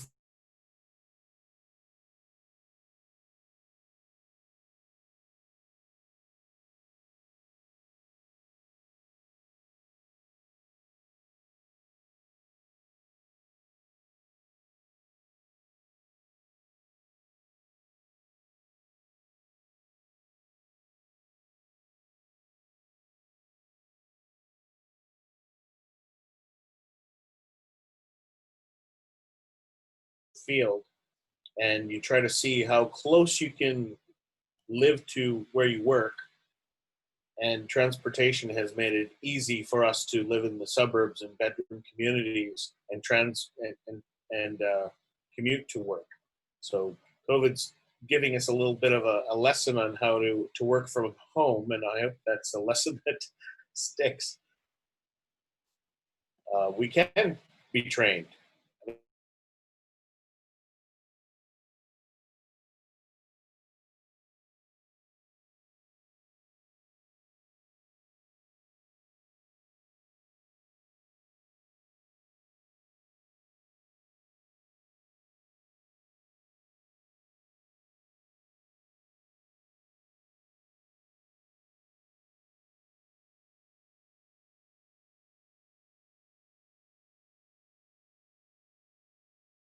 Canada, the country with all sorts of resources. We got more resources than people, so that just makes us a victim waiting to happen. It's yes. I posted 3 papers. One of them is on social economic policies and And one thing that I formulate in that is that I don't necessarily I don't think it's a good idea. But the universal income, basic income. What I propose is a universal green income that folks that want to change, similar to what FDR did during the Great Depression, that he put people to work, but he just put people to work because they needed work. So I think I propose putting people to work that want to make the change, that recognize the need to be re-educated and already took steps and understand those changes to come, that need to come, need to be accomplished, and put them to work in regeneration, in areas of regeneration that become permanent easements, permanent land conservation easements, and that solves the problem of transportation as well, like you're referring to, because people becomes more sedentary, or if they move out, they move in walking groups or bicycling groups or human powered vehicle groups or in some other ways that are better for themselves and better for the planet, and become less nomadic and more sedentary. That would necessarily be with national policies, formulation of cabinets, like Dennis Kucinich years ago, that he proposed. We have a Department of War. Let's have a Department of Peace. Fight for peace. Why not? So we have a Department of Agriculture. Let's have industrial agriculture. Let's have a Department of non-industrial agriculture. Let's have a Department of non-pharma. Let's have things that are move us in a different direction. But by all means, yes. And I saw the WWF interpolation, 2026, the end of. It's absolutely scary. It's frightening. It's ran chills down my spine. And it's scary that nobody's really talking about it. Even the WWF isn't really even talking about it. They publish the data, and they should be shouting it from the rooftops. Yeah. It's absolutely frightening. You know, it is inconceivable. It is insanely insane that in my generation, as a living being, in your generation, everybody that is in here, we are discussing the extinction of our own species. It's insanity. It's beyond insanity. And how now the population at large will chuck and chuckle and make jokes and about this, but the science is there, and that's what we are contemplating. They don't want to participate in that. There will have to be policies that will accommodate them in some way. But if we are going to survive as a species on the planet, then some major changes have to occur. And the responsible leaders on the planet need to step up and need to come up and sit down at the table and start looking at solutions. And some of them are in my views, are those that I've been proposing, is that to form eco-sustainable communities, 1,000 acres, 100,000 acres, 1,000,000 acres. We need to set aside large areas of the ocean. I've been proposing that for many, many years. We need to set aside very large areas of the land to biodiversity, to restoration, natural restoration, and stop the deforestation and and cutting a forest that is occurring right now in very, very large, in a madhouse type of thing. And a situation, how are we going to accomplish that in the political, socio-economic, political situation that we are crossing at the moment? Well, Oh yeah, boy, our we're in a leaders, pickle. which leaders do you mean? The ones that we elect? We elect them to grow the economy. It's, Yeah, elected and consciously elected that are and how to elect those people, and that's probably the first. Many political parties have been trying to.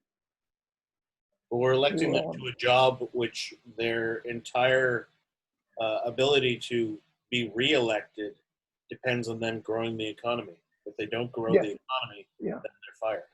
So we can't really expect leadership to come up with a conclusion other than what the people demand of that position.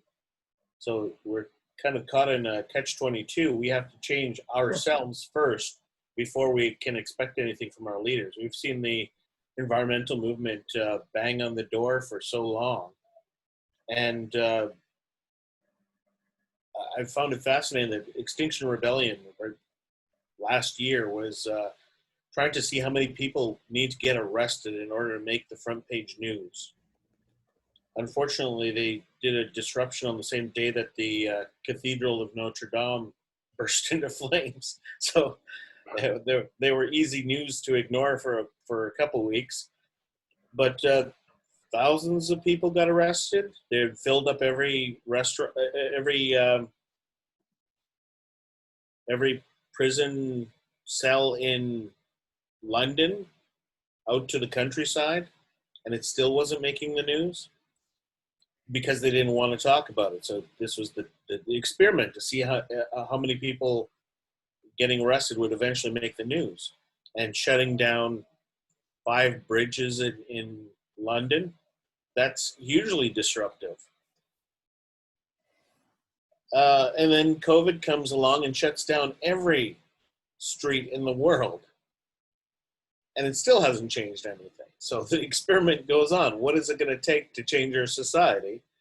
COVID's doing a pretty good job of drawing our attention to certain things. But how much is it actually going to change? That all depends on us. It doesn't depend on our leaders. It depends on us.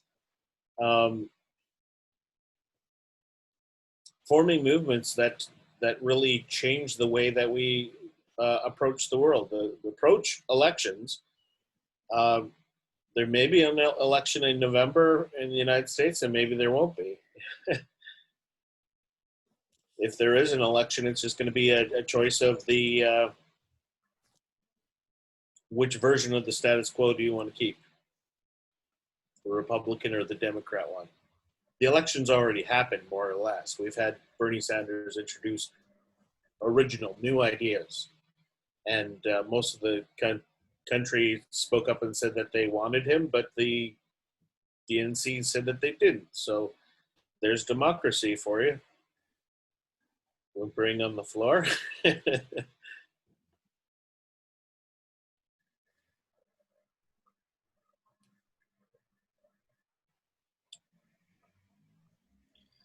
Well, Lauren, I'm interested in hearing your perspective about so I went to the Medicogs meeting this week, and which is, for those that don't know, it's a meeting that I'm not sure who's taken on what titles, but from my point of view, Charlie Blass and Robert Best are leading this meeting. It happens on Tuesday. It starts at noon. And when I was there, we talked about the GCC, which I hadn't heard about before, which is the Global Challenges Collaboration, and maybe it's gone through some shifts. It sounds like but my understanding is it was created initially to go after a grant that was going to organizations experimenting with new forms of governance. And I'd be interested to hear, I mean, because it is an example of an attempt to take leadership and take power into our own hands and form new forms of government and new ways of leadership. And but I also heard some critiques of the community or the organization or what have you. Again, I barely know anything about it, but I would just be curious to get Lauren's input on that. It sounds like you were pretty involved. Yeah, so what I've actually they're pretty nice to me. And so I'm actually in the midst of making profiles for the people involved. And so yeah, I've been kind of working along with David Boville too, who's like a character in the scene. If you haven't met him yet, you surely will. And yeah, so you know, David's really enthusiastic, as well as I, in making in finding peer production methods for massive profile production and kind of enhanced meeting artifacts stuff. So last week they allowed me to come in and do a profile session in which we, like, the group went around and said how much they appreciate the other people in the group and what they add to the group. And so I'm gonna actually work with this guy Carlos today to actually produce these videos. And my hypothesis is that the more deep profiles that we can produce in our network, and the more we can identify people's specific skill sets, and the more that we can produce better signaling systems for groups that are talking and organizations that are doing stuff, and actually start mapping this out among their weird collective intelligence kind of like larger circle, is that we'll start to see more kind of like an exponential intelligence forming from that. So right now, the biggest problems that I see are discoverability in terms of trying to figure out who does what and how all these different things that people are passionate fit together, and what's the story about how these things are fitting together, the easy story that people can quickly grasp and understand. Because people are doing these things, but each person, it takes like an hour talking to them to try to figure out what they do, especially if it's like a whole new system thing. You know, it takes a very long time. And then yeah, so I'm doing that with the GCC. So we're working on a peer production profile methodology that can be done like all over the place. So we can actually have like figure out how to get a lot more of these profiles, the deep profiles, which I feel like are necessary, that really like tease out someone's hidden talents and verifies what they can, their impact on the larger community. And yeah, so that's what I'm working on, as well as, you know, I'm hosting the foreign language things, trying to get those invites sent out, and trying to discover peer production methodologies of going through, if they're like multiple meetings in different languages to try to synthesize those into some kind of story, and tease out the kind of international trends that are going on with COVID. How we do that, I'm not exactly sure, but that's what I'm jumping into.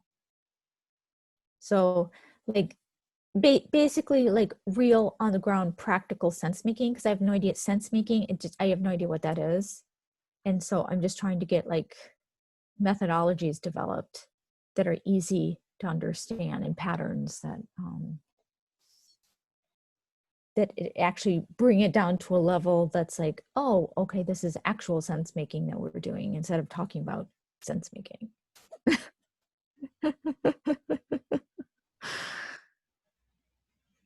Sense making sounds like such an important thing. Yeah, and it's so like About it. yeah, the problem is it's like if it's theoretical, it's like, okay, that's great. We just keep talking about sense making, but we need like actual methodologies. We need to like stop talking about sense making and make some sense. Like soon. And fast. Nolan's question reminded me part of what I forgot to say about Extinction Rebellion. Their demands were to, amongst other things, to have a citizens' assembly.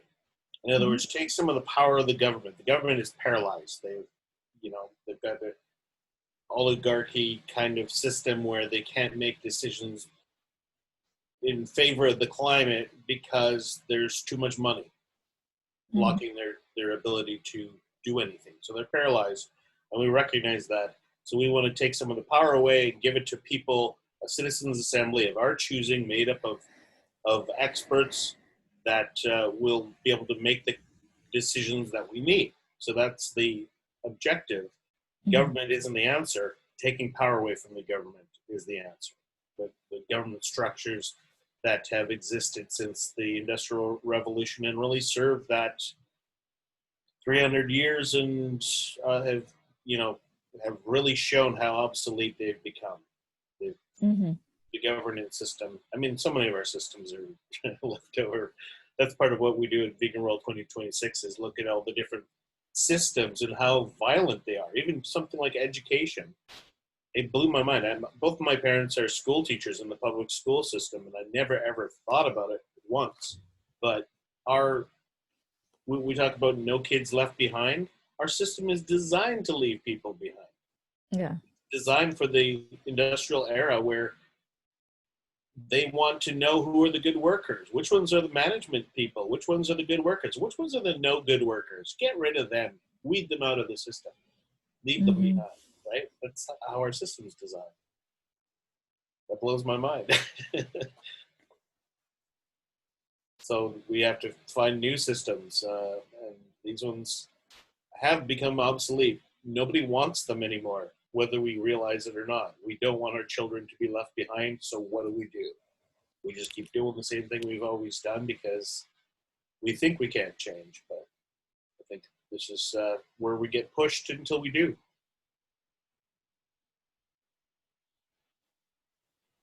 I'm going to try to join on my phone so I can walk in the forest.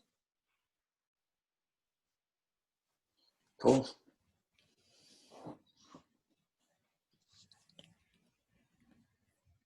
You're going to walk in the forest? Yeah. What's my thing?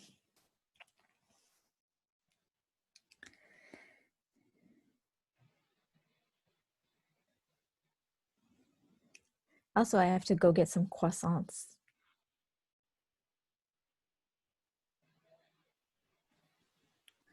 That's also my thing.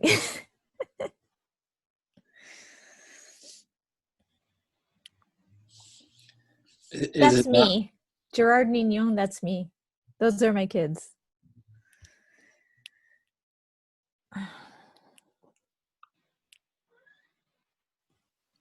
Oh.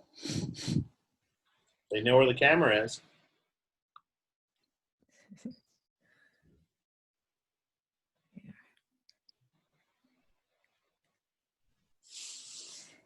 Okay, I'm going to go put on my shoes. I'm signing out for a few minutes. in a All right. while. See you soon. Okay.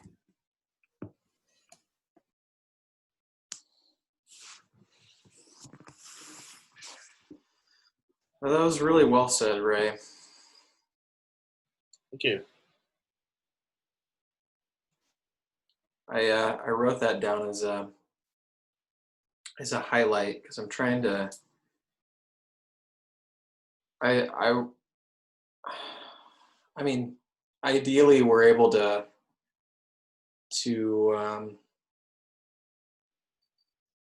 by having all these conversations, we're able to get better and better at presenting these things to new people spontaneously. But at the same time, I think there's some moments that it's just really nice to capture some moments, like, and a compilation of those is something I've been thinking about. Like, I want to have like block party highlights. I don't know how. It's a lot of material to go through. So we need that Yeah. artificial intelligence. Find all the good bits. Yeah. Program what's good. Well, yeah. What I mean, the really simple way of programming what's good is just letting people.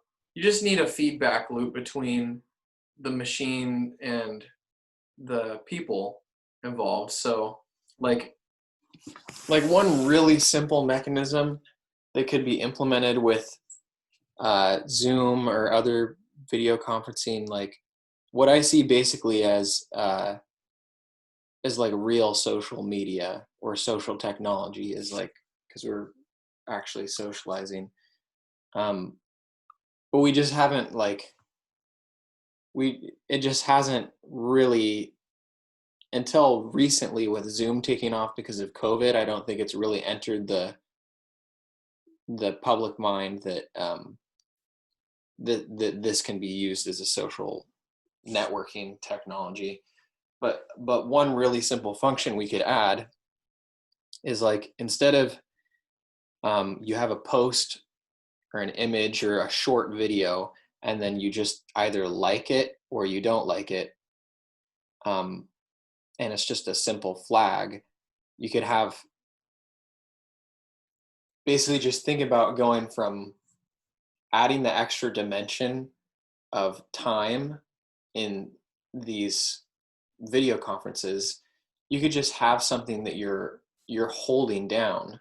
So, like, if you really liked what I was saying, you could just be holding down a button, right? Or like, yeah, some simple mechanism like that where you could basically just highlight as it's happening, and if a bunch of people highlighted a certain part of it, it was as it was happening, then I mean, that's useful feedback. It actually has existed for quite a while, but I remember an app on the Apple Newton, if you remember that, for video producers when they're recording, and especially in an interview, when there's something that happens, they have a way of tapping on their PDA, and it leaves a time code marker of something that happened. And I think they have a tapping system to code what it was that happened at that particular point. Best take, or great point somebody made. So having democratizing that technology and making it available for everybody, that was like, oh, that was a great moment, and you automatically bookmark it in a way that you can retrieve it later on. Because we kind of fall into that situation now where we're recording hours and hours of stuff and go, that was a great thing somebody said about something that, and I was last Friday, or maybe it was the Friday before. Yeah. Then you just kind of throw up your hands and go, well, I guess it's gone to the four winds now. And I would add that you know, so the ability to do that, like the Q button, and the ability to tag it, so that say if we have like a storyteller can start going through stuff and like little twitches or something, little bite-sized pieces, and like 100 of them, and kind of, you know, aggregate those into a really clear story. That's so the problem is we have like just like millions of good ideas, and I think the process is that we need more truly great ideas, and that I think great ideas are made by aggregating little good ideas and turning them into bigger molecules. And so we need to, like, I think, get really systematic about cueing, like saying this is it. This is like a moment where we discovered something, where something came together, someone said something really powerful that can spread, by like identify those moments and tagging them, and then having a system to actually like process them by people who can memify them, and turn them into little stories and videos and stuff like that.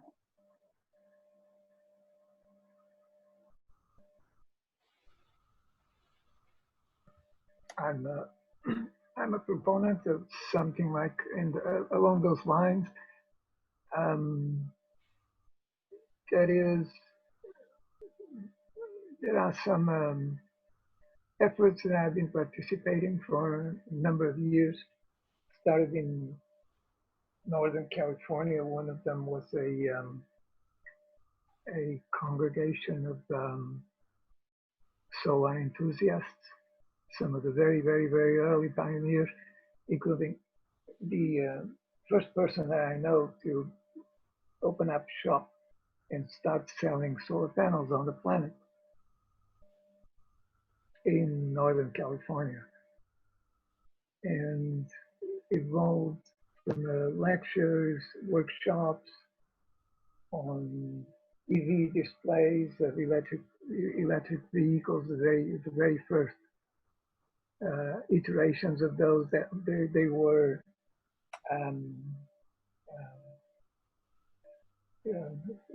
changes or conversions of existing cars, like some of the early Volkswagen. And then later on, aspects like we're discussing today on agriculture and organic agriculture and organic food. And recently in one of those late, it's called, that one is called a soul fast. They opened up the first cannabis pharmacy open to the public,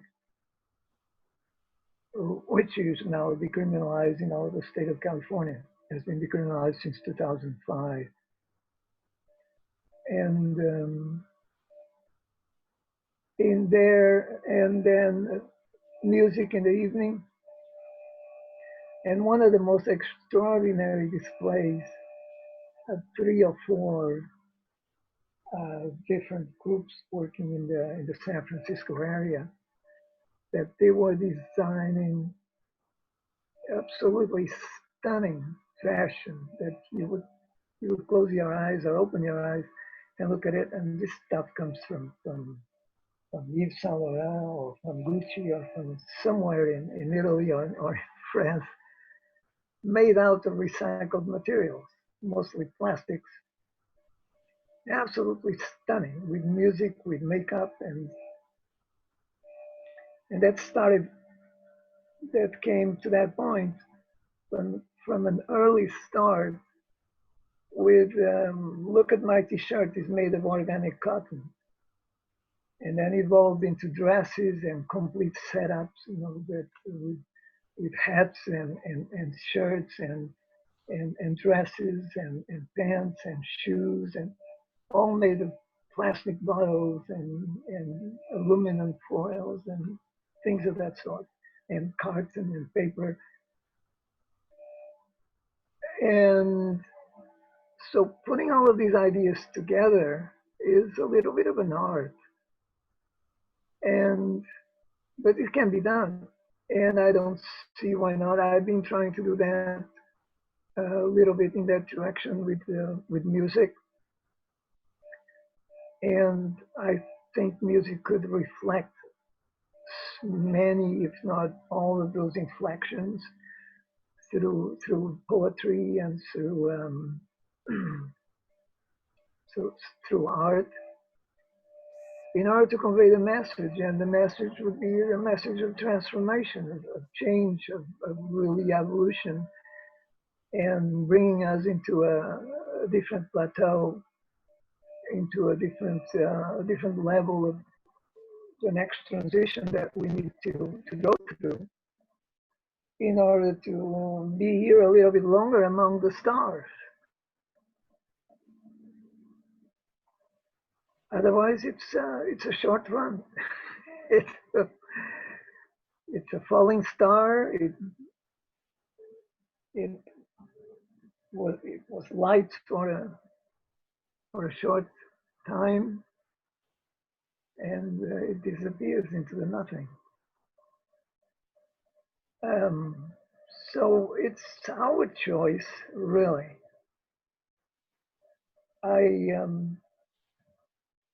The first step would be to move into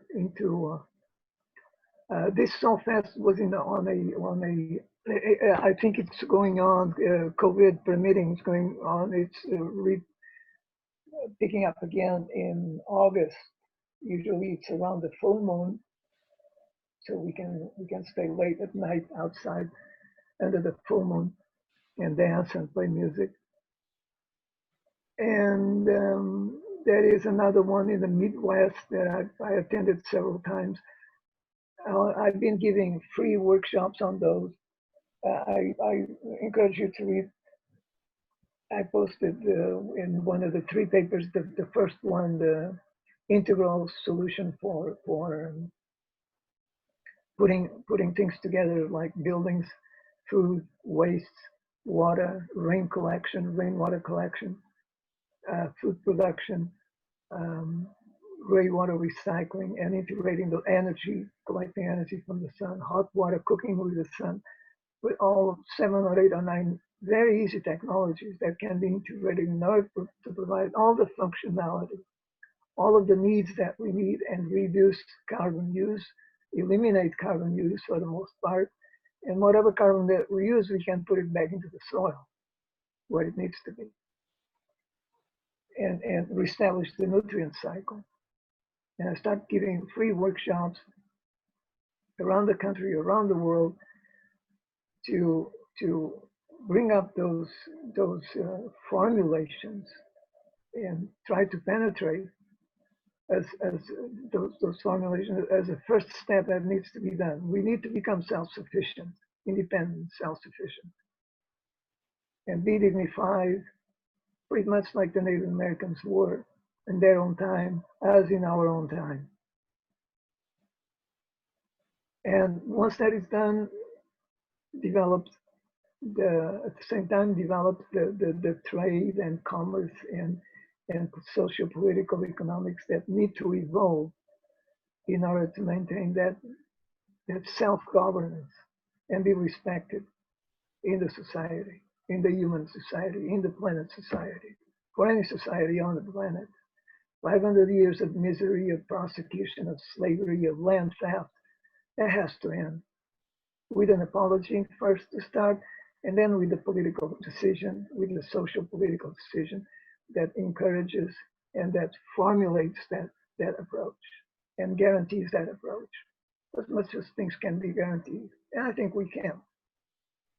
And the third stepping stone, it's also in one of the third papers, in one of the 3 papers, is education. I've been proposing, and I've been talking to my colleagues, almost like romancing the stone, to open up a faculty of eco-sustainability, a multidisciplinary,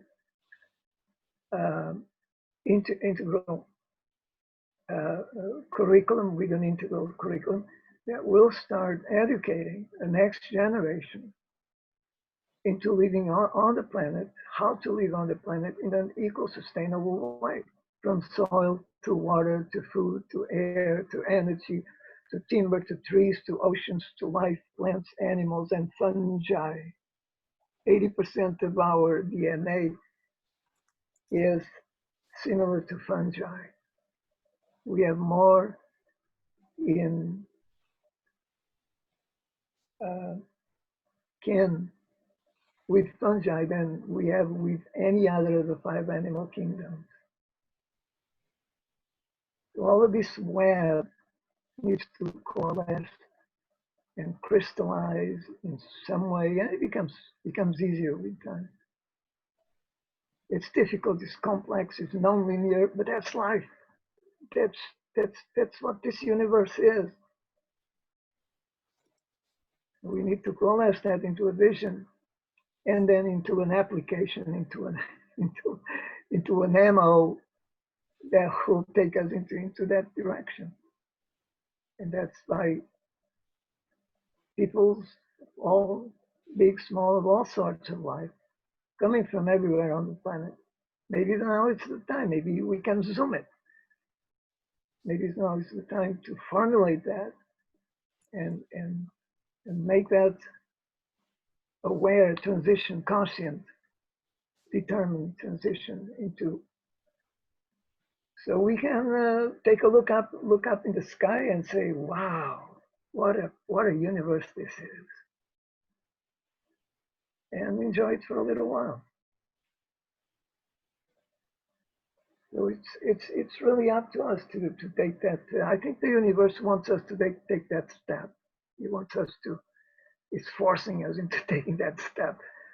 With wars and COVID and slavery and genocide, you know, we have the biggest genocide in this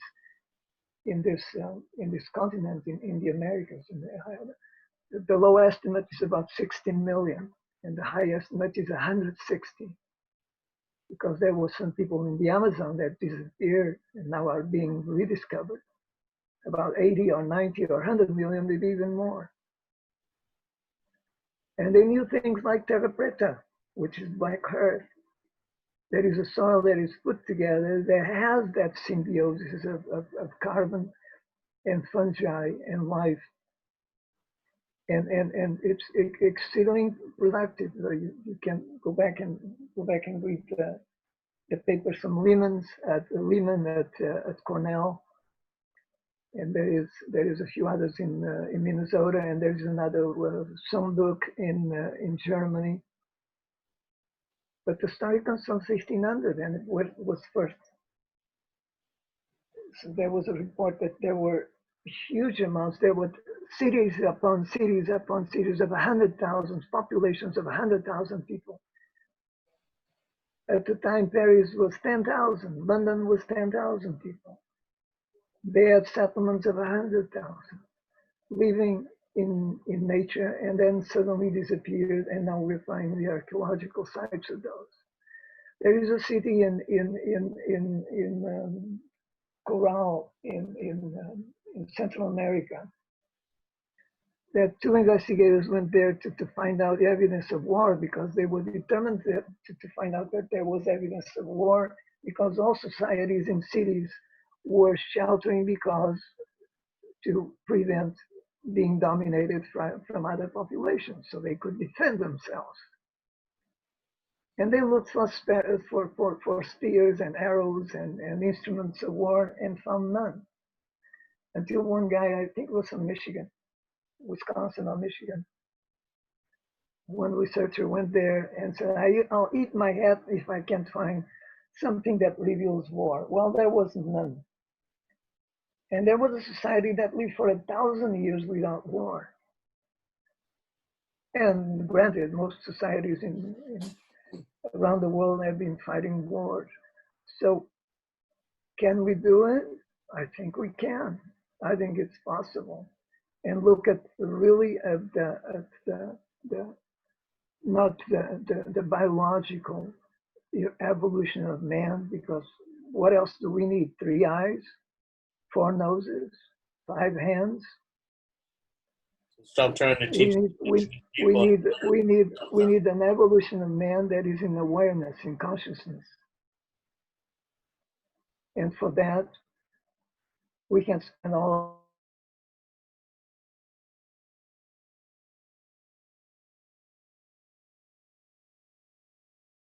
our determination that can move us into that direction and get enough of a mass movement to move into that direction.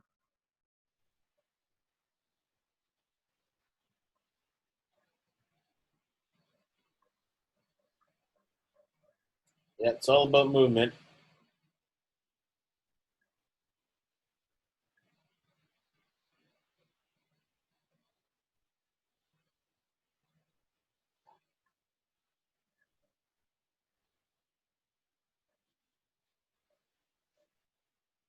This is the law of diffusion of innovation.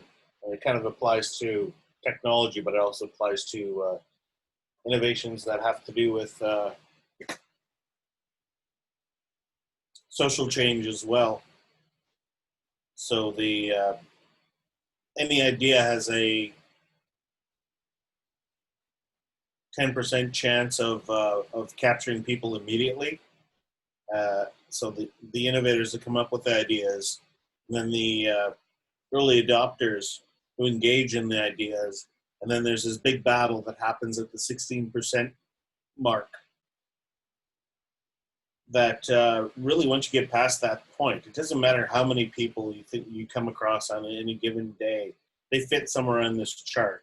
And if they're here, the late majority, I feel like I just encounter late majority people all the time that are, they think that change doesn't happen.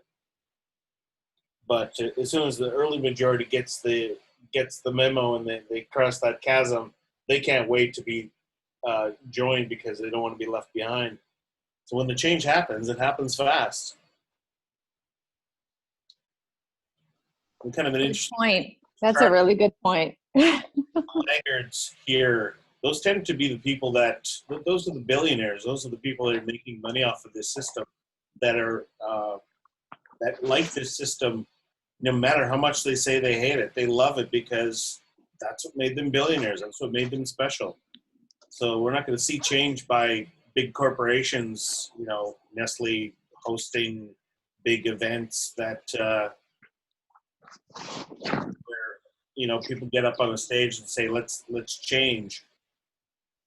They tend to be the ones that are consciously or subconsciously preventing this chasm from being bridged. That's where the big war happens, is right here. All the people that want change and the people that don't want change. And this early majority are going, yeah, okay, I guess climate change is real, but I don't know what to do about it. Then they have that chance of, really catching the movement. This is all about movement. Stagnancy. Movement. Hey, Lauren, we're getting quite a bit of noise from you. Oh, I'm so sorry. I thought I was muted. So sorry. No worries, no worries. No problem. It's good meeting you. I got to get going. Ray, it was so nice to meet you. I was going to say it's 2:30 in the morning, but this is a 24-hour block party. Who cares, right? Ray, where are you in the world? For, No, Toronto, right? Yep. Okay. Super interesting. Eastern Standard Time. Whereabouts are you? I'm in Paris.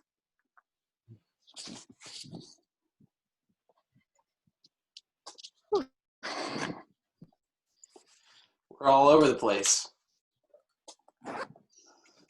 Well, Rick, I'm glad that you hung out for a while here tonight. It's a global block party, hitting all the time zones. So if I don't see you before, see you next Friday. Sounds good. Sleep well.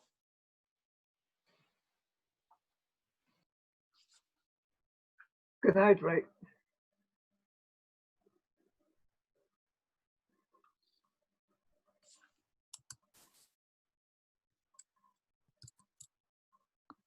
I love that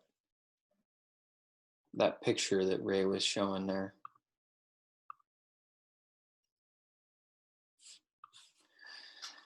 I think that's very makes a lot of sense. Makes a lot of sense. And I think the objective Tell of us, well, oh, go for it. what was Ray showing? The distribution of change, the theory of change? Yeah.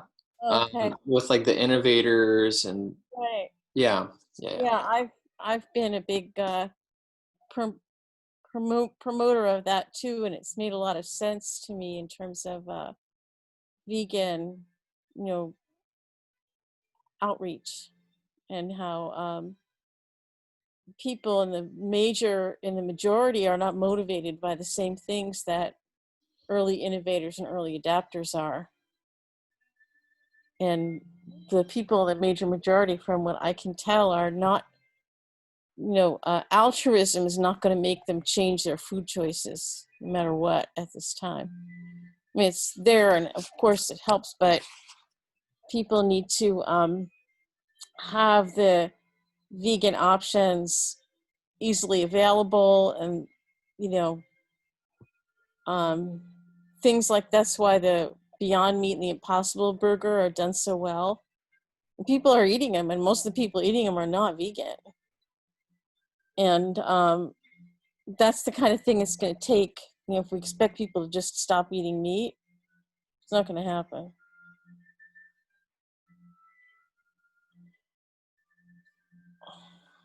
So that's all. I'm going to have to go too. It's late.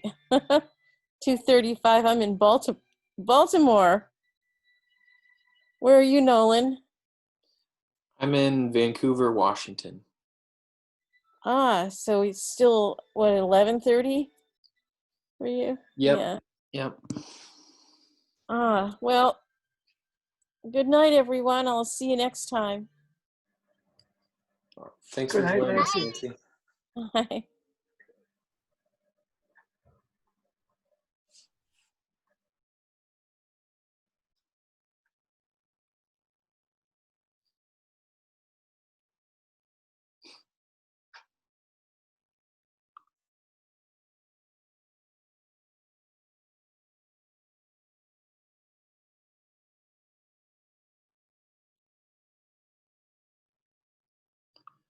Well, Lauren, I don't know if you're in a good place right now to speak, but I definitely I'm in a okay. great place to speak. Okay, awesome. I was wondering, I guess I want to know more about, I kind of want to pick your brain about David Bovell. Oh, what a character. Yeah.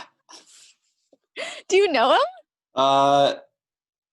I've been in one meeting with him for a little while, and there was there was a little bit of drama about that meeting afterwards, but so I haven't. Now, who is in this meeting? It was me, Jamin.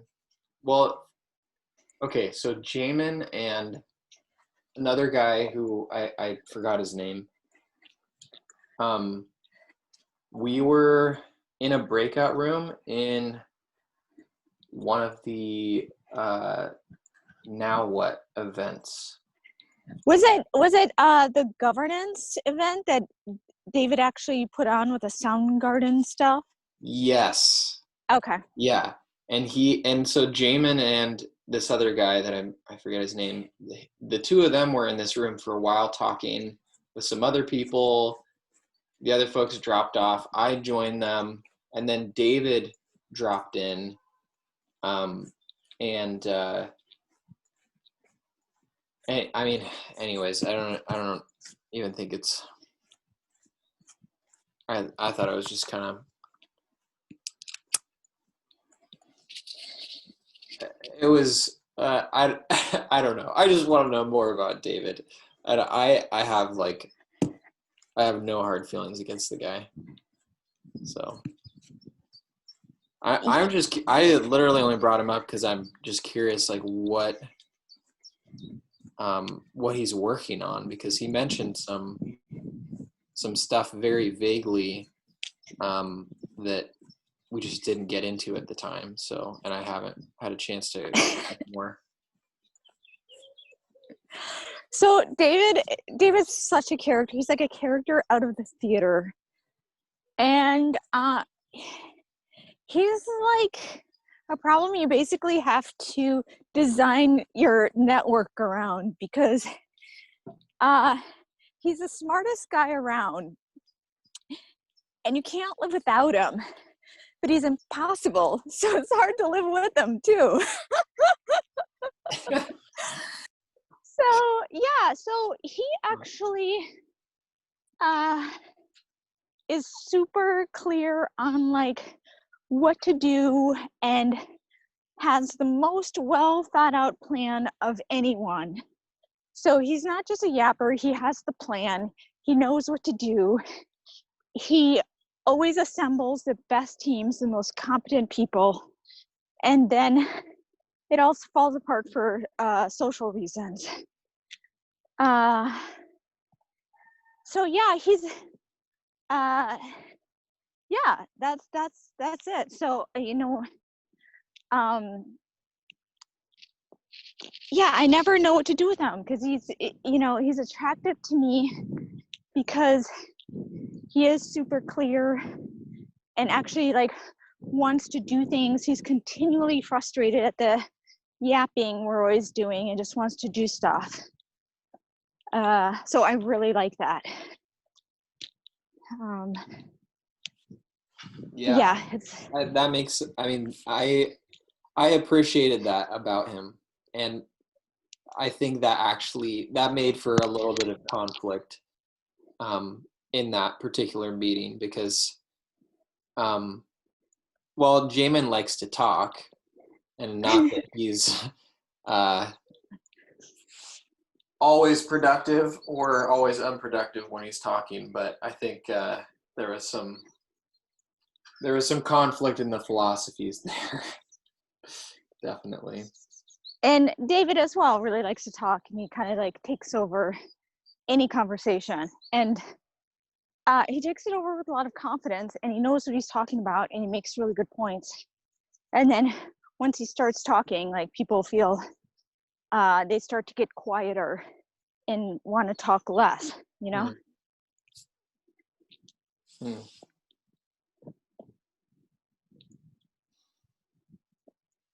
So I found, like, as a facilitator,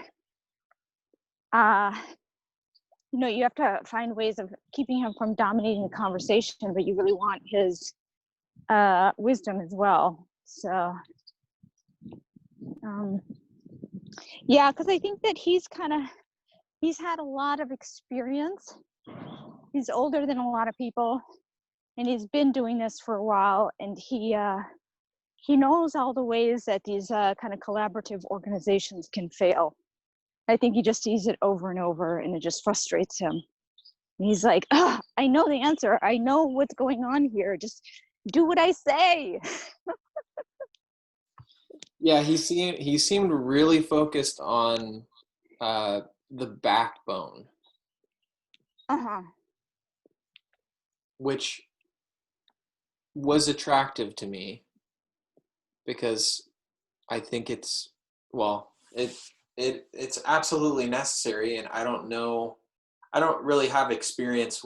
Well, I don't have any experience with the successfully building backbones of organizations from scratch and making those sustainable. And I imagine you have to go through that process quite a bit to figure out how to do that. and it seems like that could take a very long time to figure out.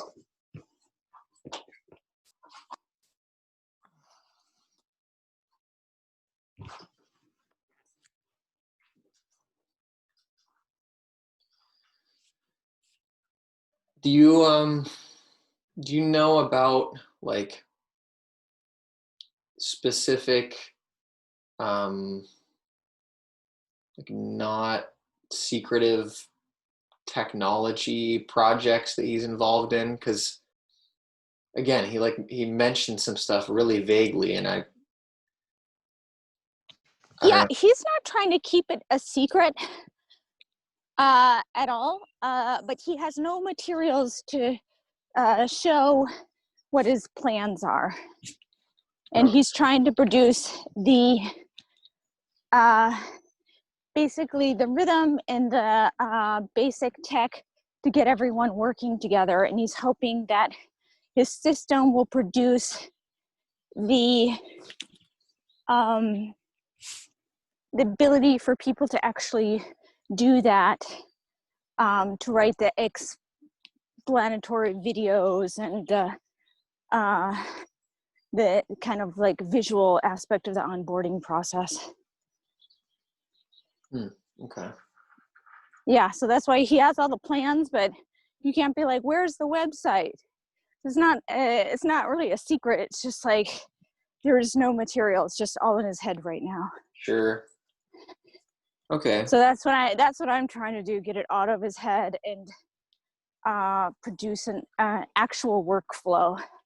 Even if it's simple, whatever, just start simply and build it up.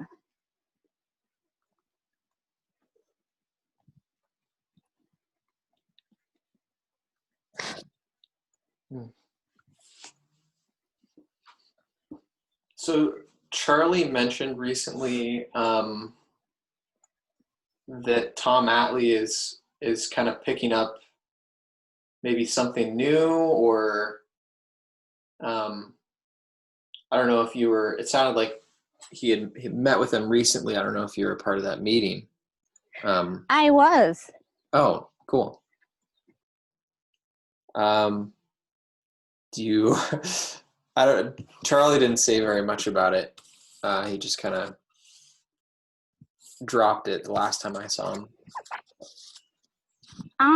Yeah, so Tom has been, finding these democracy patterns for a while. He was actually talking about a very frank talk about how he does all these things. He makes his maps, and he's been feeling like he just gets so little response.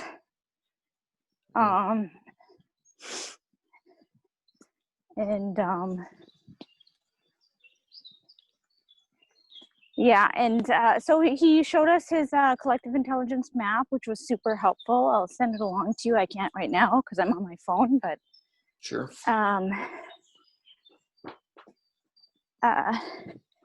Yeah, so it's pretty interesting. And, I've been kind of like having in mind, what Libya was talking about last week.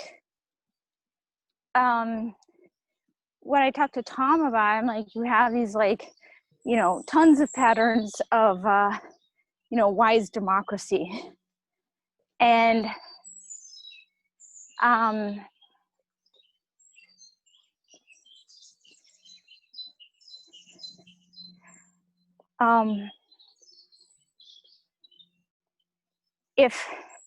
okay, so I'm going to tell you what I told him about my my marriage want list. So I went to Brazil and I met this couple. They were just the most adorable couple I've ever met. And so they were telling me about how before they met, each one of them had their own list of what they wanted. And the woman had written out a list of like 50 characteristics that she wanted in a man.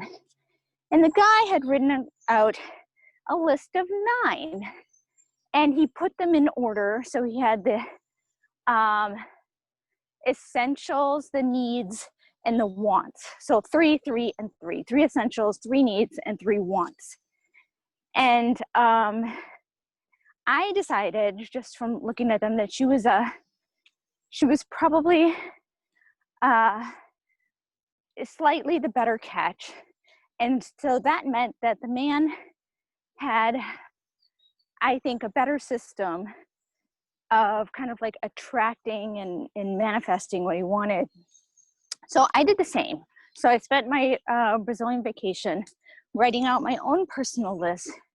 And I spent days writing this and erasing things and looking up words in the thesaurus. And I finally came up after hours and hours and hours with my list of 9 things.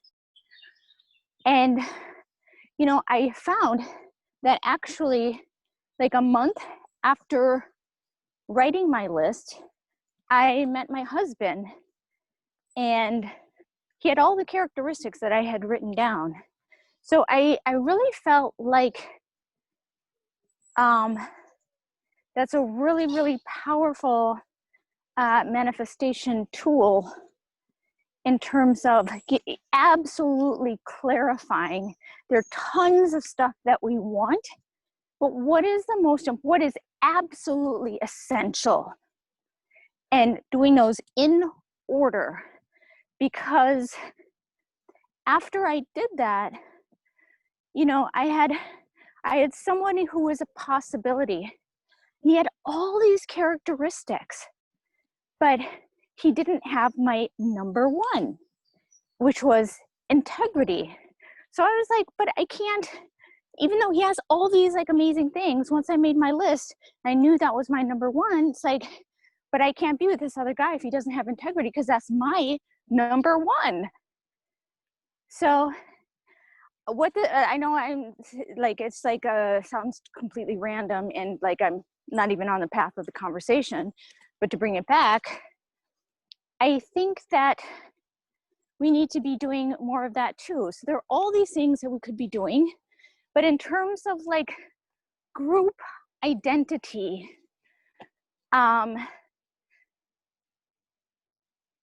you know, Libya was talking about coming to agreements, and she had like a certain number of symbols, and they could fit on a page, something like 9. And what if we did that among groups to just decide among all these wise democracy patterns, which of the ones were the most important to this group and in what order, and to symbolize those, so to help people find their group or their tribe, and also to see what combination of values manifests what kind of outcome. So you can look at the symbols, be like, this is what this group is about and what they value, and at a glance, something really fast, and then look at what they're actually like producing, and then see which groups are actually like producing what I think is important, what I want, and what kind of configuration do they have, which is, I think, is like a really powerful way to use pattern language. Does that make any sense? Yeah, it does, and I like that. Like, so the Collective Intelligence Block Party, I mean, if you look on the Wise Democracy website, like if we went through, you know, there are all these patterns listed there. If we went through all of those, like,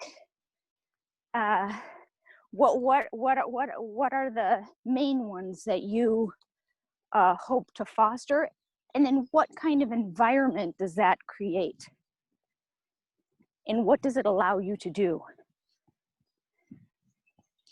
Because right now, we don't really have that kind of feedback system where to make that visible in terms of groups or organizations. And if we did, I think that it would allow us to see if certain patterns were emerging that consistently produce good results. Because right now it's actually very hard to identify what kind of governance patterns or what kind of culture works well to augment group intelligence? Like, people ask me that, and it's like it's hard to answer. I don't even know.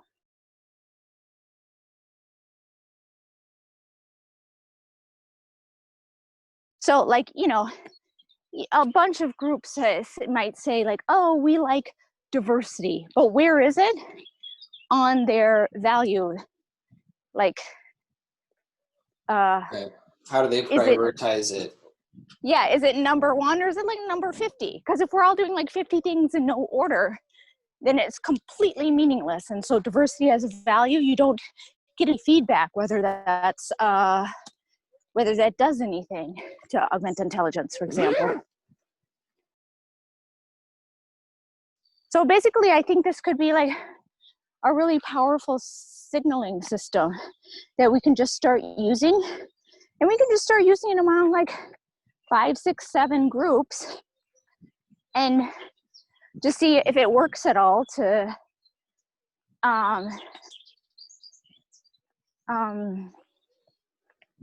even kind of do a relative sense making, like who's kind of doing what and what's the culture where and all of that stuff. Things that are extremely hard to figure out from all these hours of video.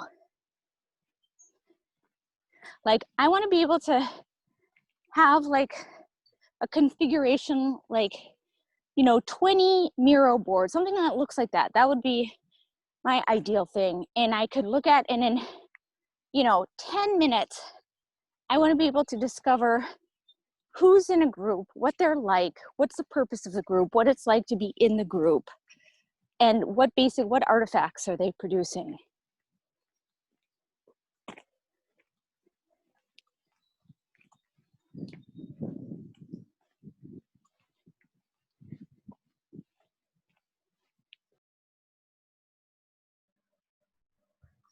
Sorry, I'm saving that as a clip because that was good.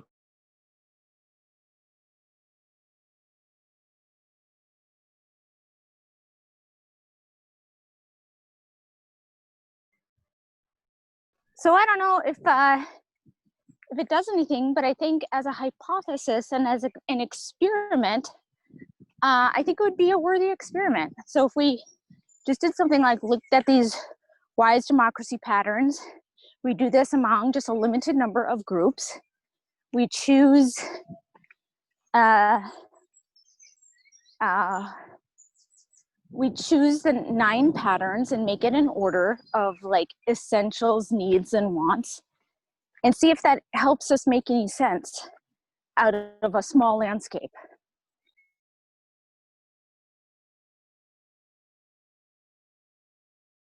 And put those as symbols, which can be referred to during group conversations, per Libya's suggestion. And Libya actually joined us just a minute or two ago. So welcome. I didn't know, because I'm on my mobile, so I can't actually, I'm not seeing the participant list now. Hi, Lydia.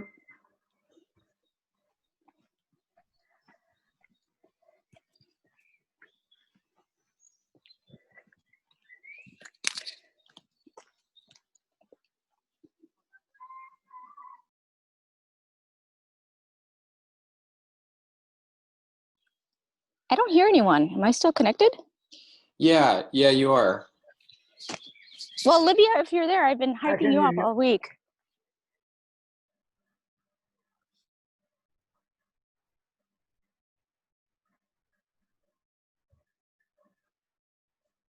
I Oh, can hear she you. says hi in the chat.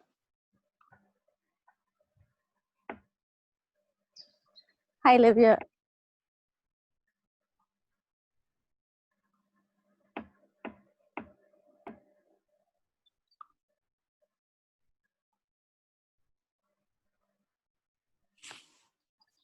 I'm not lost in that discussion that you were just having.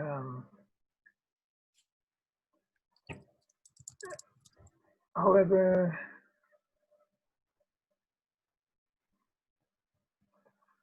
how do I orient myself in that discussion? How do I navigate my waters?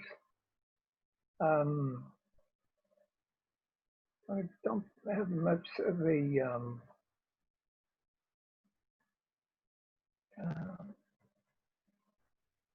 looking back at my experiences and how did I form myself and put myself together was by of course looking at the examples from the direction others took in their lives and the choices that they made. And if I liked something, okay, I'll take it. It's good enough. I'm gonna start using it in that direction. So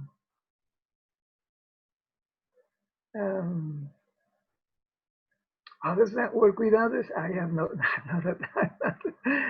I am not the faintest, and it's just not that in my own personal experiences, and I'm pretty sure a lot of people has the same similar examples. You know, there's the most conflict-rating situations and surprising. Oh, that's the type of person that I'm facing right now, and totally unexpected, both good and bad. In one because it swings from one side to the other. So it's a bit of it. I can't say that I have a lack of social skills. I don't. I feel comfortable in pretty much any social, and I've been exposed to all kinds of social orders.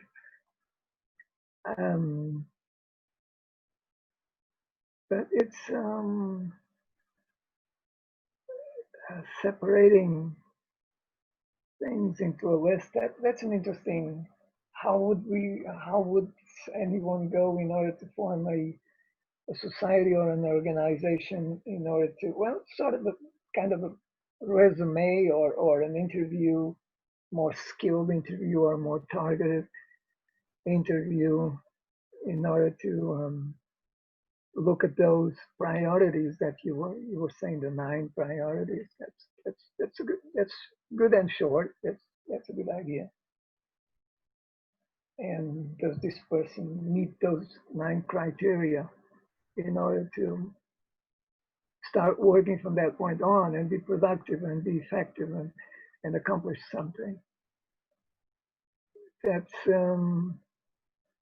in order to get to the objectives and spend little or no time into diversions or into conflict or into things that really don't bring anything to them, things that are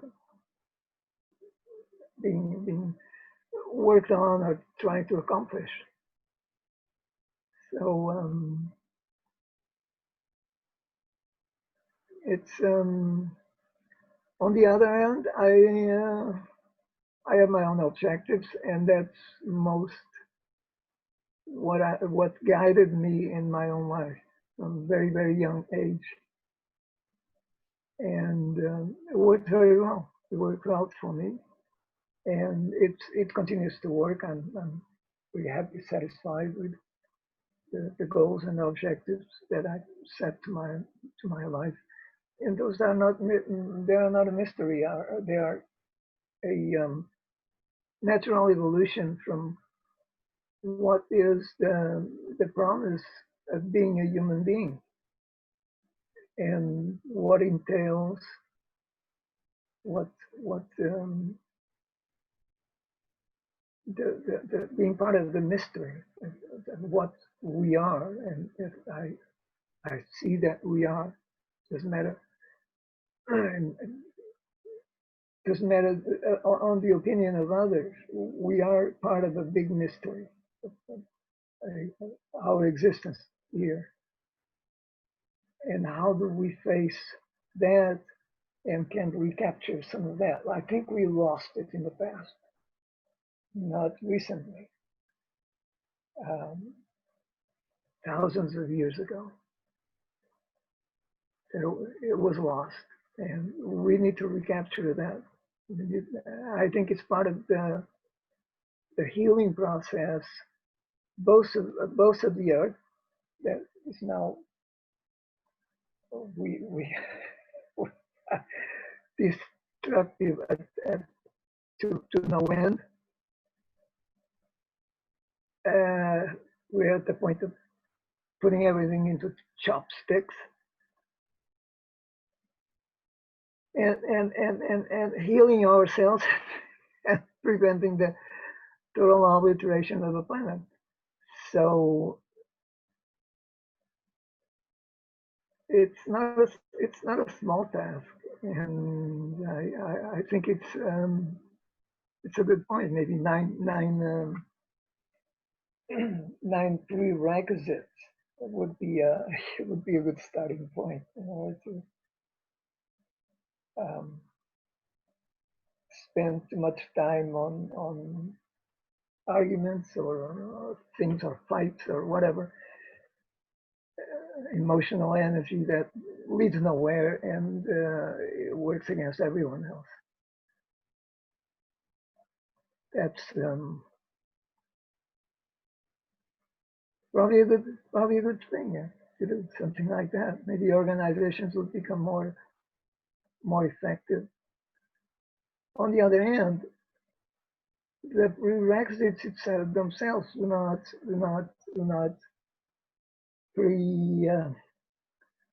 preordain or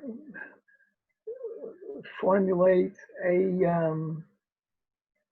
priori, do not formulate a direction.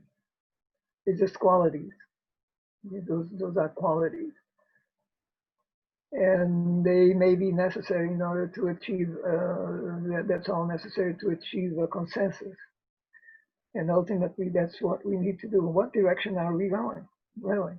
I decided that for myself long ago, what direction I'm going. I'm not going to be, I want to be sustainable. I don't want toxic things in my life, both emotional or material.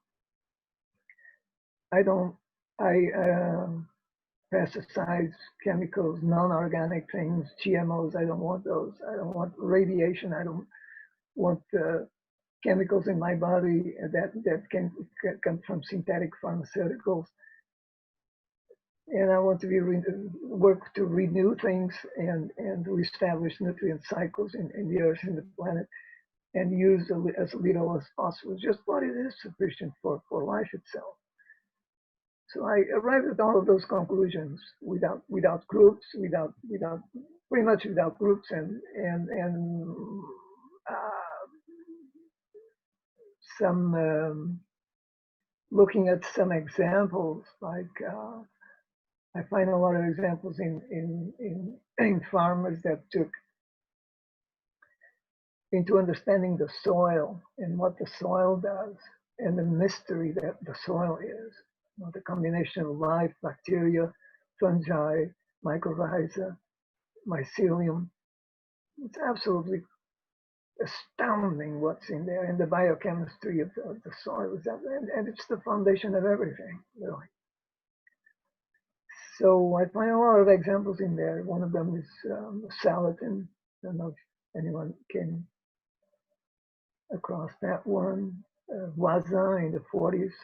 Sir Albert Howard, that went to India with no preparation at all, other than just coming out of college. I think he had a degree in agriculture, and it was sent to India, spent 20 years, came back from India and told to the British, their farming system is way far ahead of anything that the Western world can come up with. And yes, it had the use of animals in the soil in order to reestablish nutrient balances. And King, that was an American that went to China and asked, why are the soils in China so fertile after 4,000 years? And the reason for that is that the Chinese were, at the end of the day, were picking up what they call the night soil fermenting it, not composting. The end result is the same: fermenting it, and which is an anaerobic composting, and putting it back into the soil, human waste. And then after the war, the Americans show up with chemical fertilizers, and these are synthetic, and they're much better than what we're doing, and than what you're doing. And let's start putting chemical fertilizer in the soil, and everything went downhill from there. So I take a lot of examples on those in my formation, in my upbringing, in my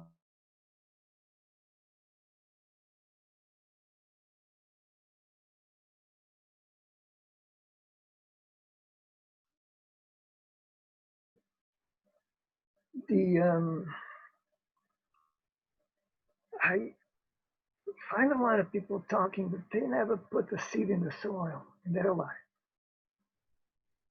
or saw a chick coming off the egg, being hatched by a proud mother, a proud hen, or what's the bird in the nest. And this disconnect is very disconcerting, and it doesn't the result is that does not facilitate the transition that we need to engage in my view, and that is a transition of growing up our consciousness and growing up our awareness of what we are. And we are part of this system. We're part of all of this. We're part of the water, the light, the soil, and the air that we breathe. We can't exist without air. We can't exist without water. We can't exist without the soil. All of those things make us. We don't make them. They're out there by themselves. If we disappear, so what? They're still out there. They are able to make us. We can't make them. Try as we may, we can't.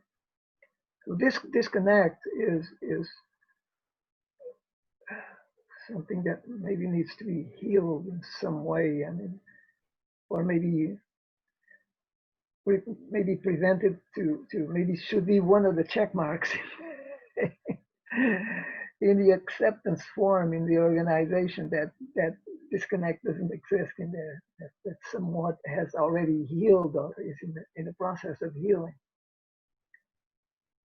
in order to facilitate that grow up and the transformation that we need to effect and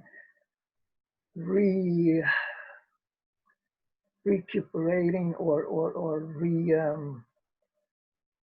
recapturing the wonder and the awe and the mystery of what is life and what is being a sentient, a perceiving being, human being, and all part of trees as sentient beings and animals and birds and everything else and fungi and fish and everything else in the universe, and whatever we don't know that we don't know it's out there, that we still have to find out. And apparently some societies in the past already captured in some way, and we lost because we are more captured in techno things, in computers and phones and technical things. And so yeah, maybe a checklist. Yeah, I would add that check mark that in some way there is a connection with what we are and what we ought to be as human beings.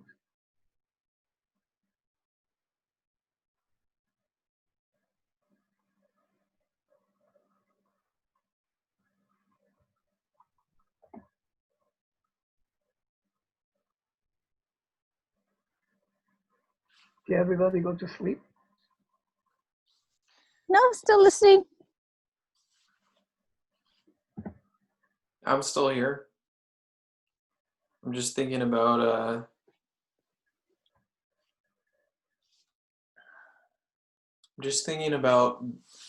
this matchmaking process, the signaling as I don't know, it makes me think about groups, organizations, companies that, and our relationship to the general public's relationship to companies, to and the general experience of seeking employment.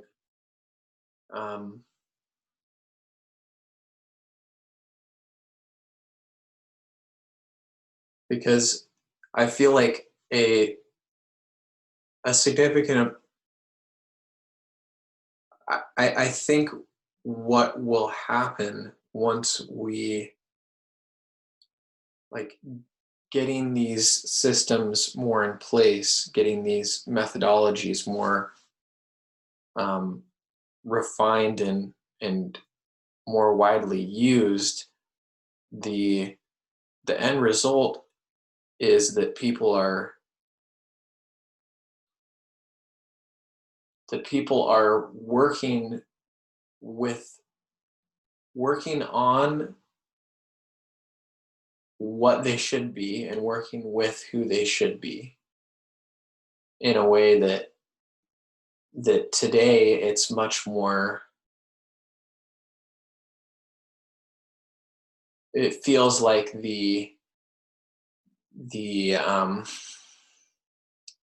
you should just be working on something, and there's a massive disconnect between what that has to do with the rest of your life, or at least there can be, and I mean, because it's not as simple as you help members of your village with the farm land, or help go hunt, or whatever it is that's directly applicable to your lives. Everything is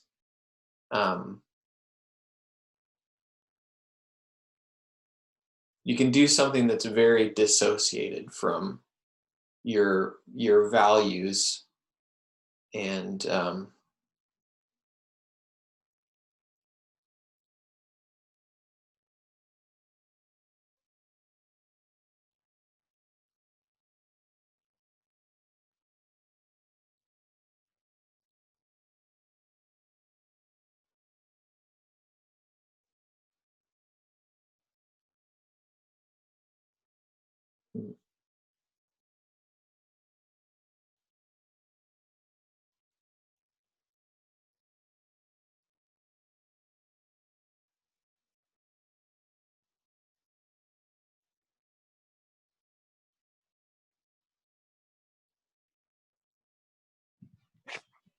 Anyway, remember I was telling the story of my husband list?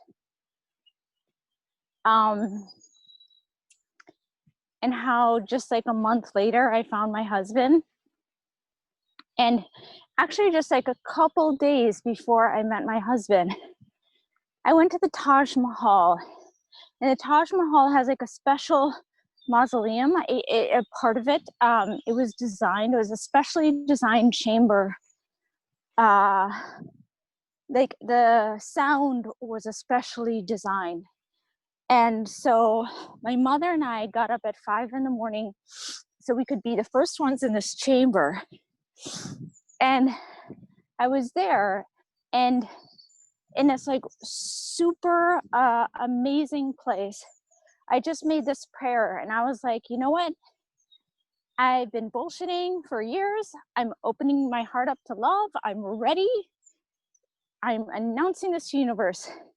And within 2 days, I had met my husband, who wasn't my husband, but he was some random guy that I met. But like that, I've always been like, I always kind of remember that is that you can kind of talk about what you want, but until you have that like psychological readiness, it doesn't really happen. And I feel like I have that readiness right now with my work and what I'm doing. And then I'm about to manifest things, and not because of my like great plan or charisma or any particular talent that I have. It's just like a purely like, I find that like my energy now is just in manifestation mode in a major way. And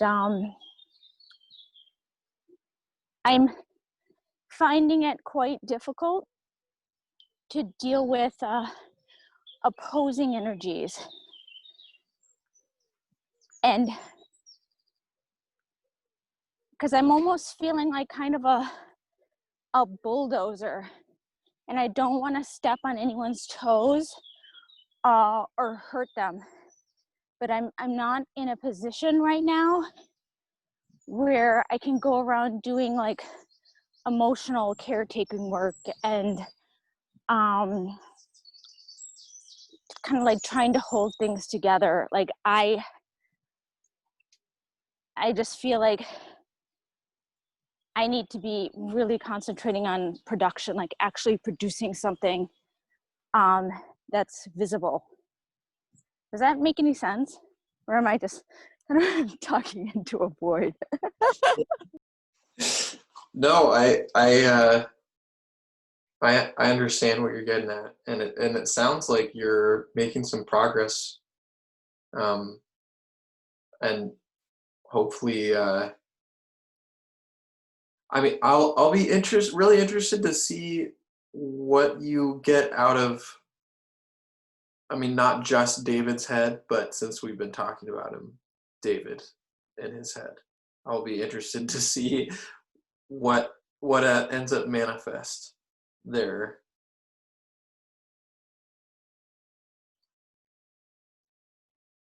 I realized I muted. I said, me too. And, you know, at this point, I'm really ready to just jump in and just try shit 100%. Without worrying and like hand wringing, and is this the right thing? Will this be successful? Can we do this? Is it practical? I just want to do it, and I want to do it like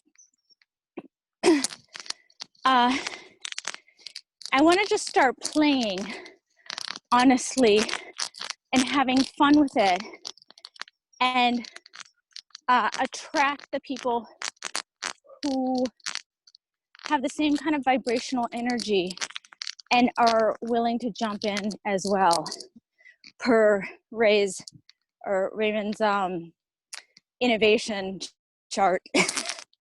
Like the early adapters, the crazy people. Yeah, well, you have to. You certainly.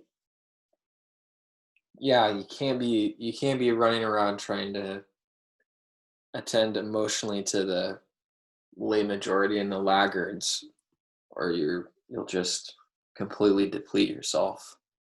That's for sure. During the pandemic, it's like, whew, because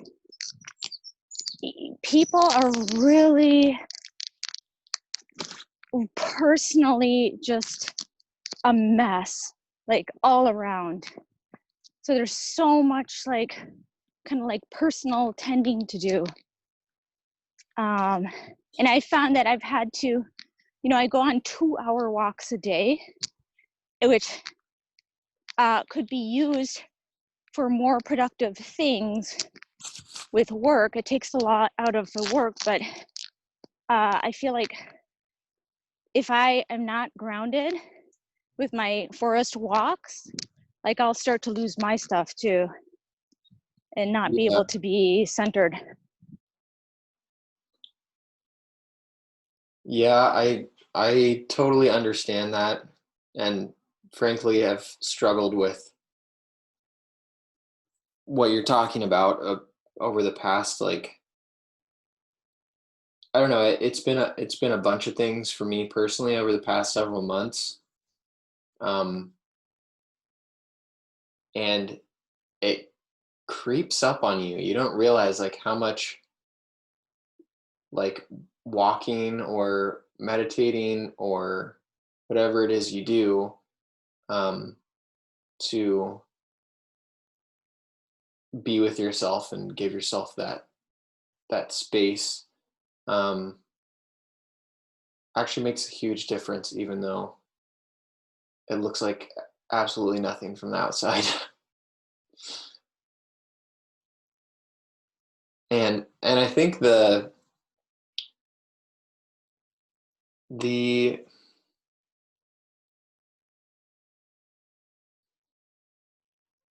there's only so far you can get with the with the scheming and um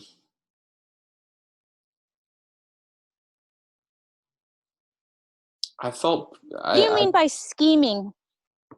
well, I guess I was kind of trying to tie it back to like you mentioned you said something about manifesting but not because of some brilliant plan you have you know and yeah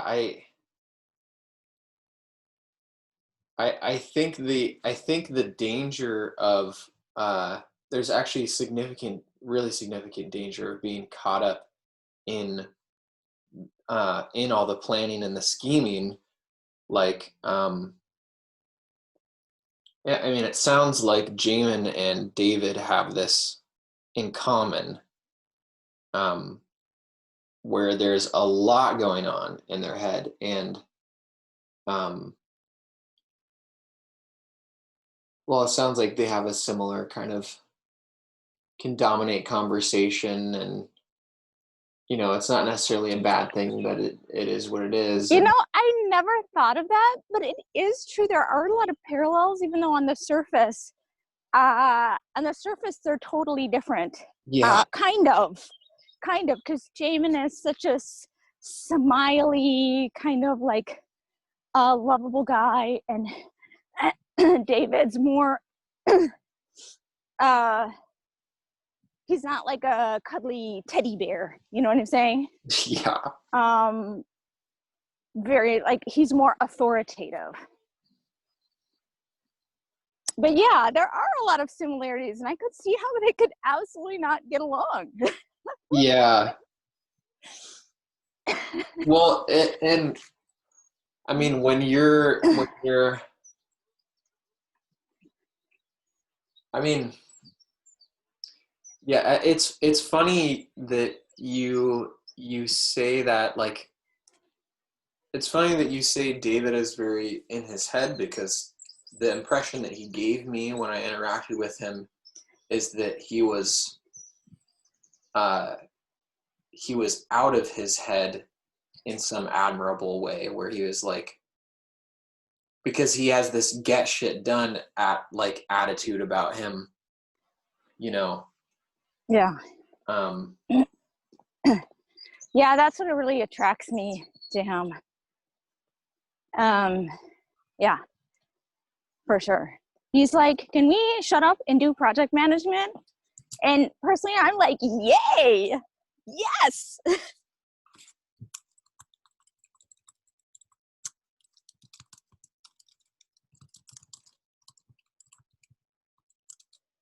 yeah, I could certainly benefit from more clarification. like, I don't know. I think some people are more process people. I don't know if that's the best way to put it, but Yeah, I believe that David Boville is a process person. His very specific processes that he designs for collaboration. Like, we're going to use this software and it's going to connect this way with this other software, and here's how we're going to do everything.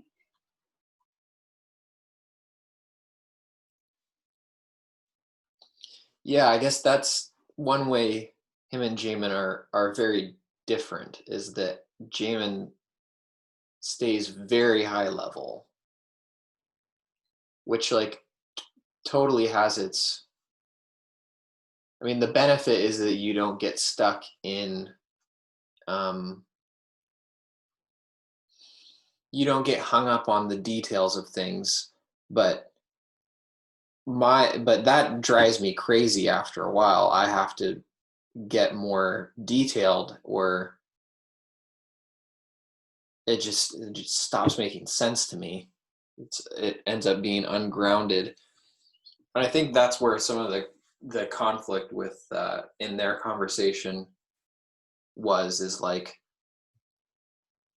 because David basically said he basically said that he takes for granted what Jamin was trying to like Jamin was trying to open the space to this vision, and David was basically like, I hear you, and I assume that all of the people I'm working with are like seeing the same thing, and I just totally take that for granted now, and basically I don't want to talk about it anymore. Oh yeah, I'm sure he's like, yeah, we all know that. Can we move on? Yeah. Yeah. Yeah. So I think I don't know if you ever saw the movie Her. Great movie where this guy falls in love with this AI, and you know, for a while it was like romance, but she started to get exponentially smarter than him, and she started like finding other people to converse with, and she was like, she had relationships with like, you know, 700 other guys. And she said it was really difficult for her to, you know, keep up this relationship with him, because it felt like slowing down by like 100. Like, their conversation was like this, and so it was like so boring to her. She was just like, oh yes. And I kind of think that's kind of the way it is for David. Like, he's had so many of these discussions. It's just like, okay, can we just stop discussing? Can we just like get it done? Yeah. Which is where I'm at too.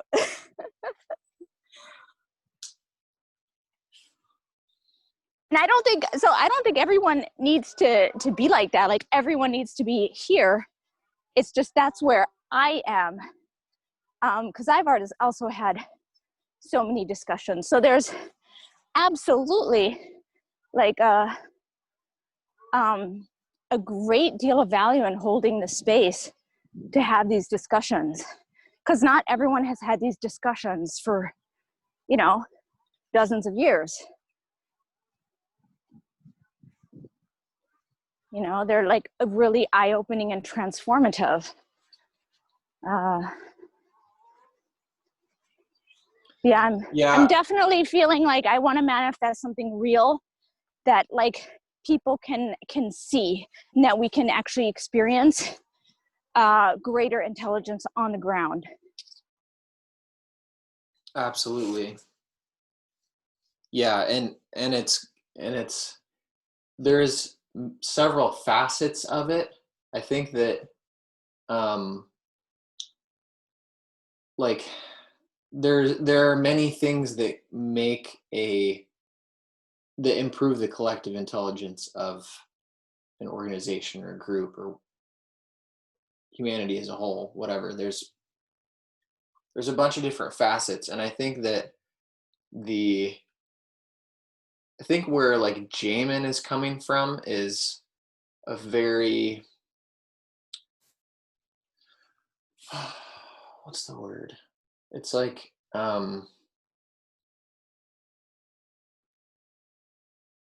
primal is not the right word.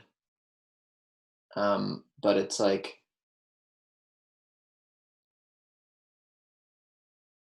I don't know, it's kind of like what's the most basic form of collective intelligence in action? And and the answer implied being conversation.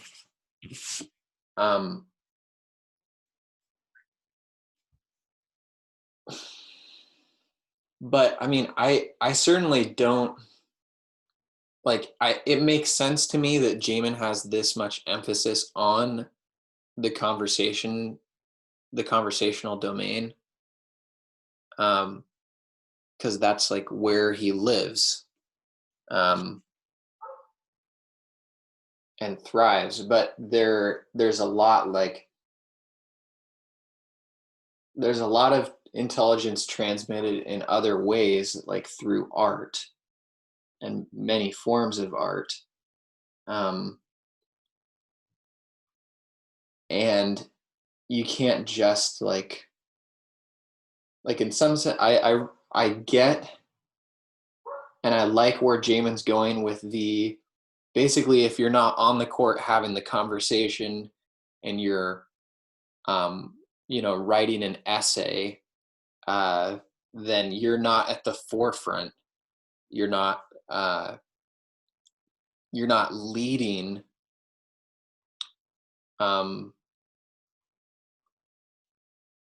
But I don't know. I would actually go further and say that I've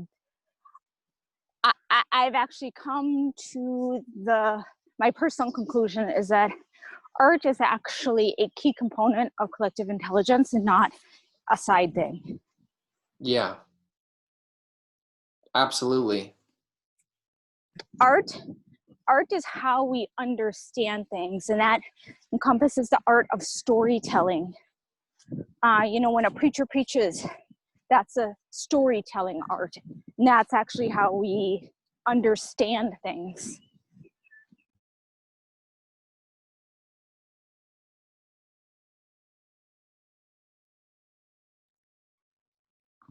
And I think our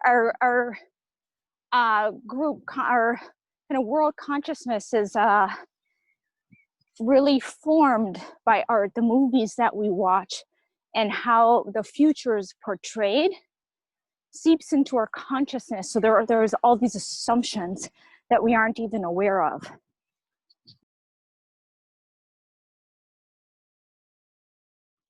Yeah, and I think that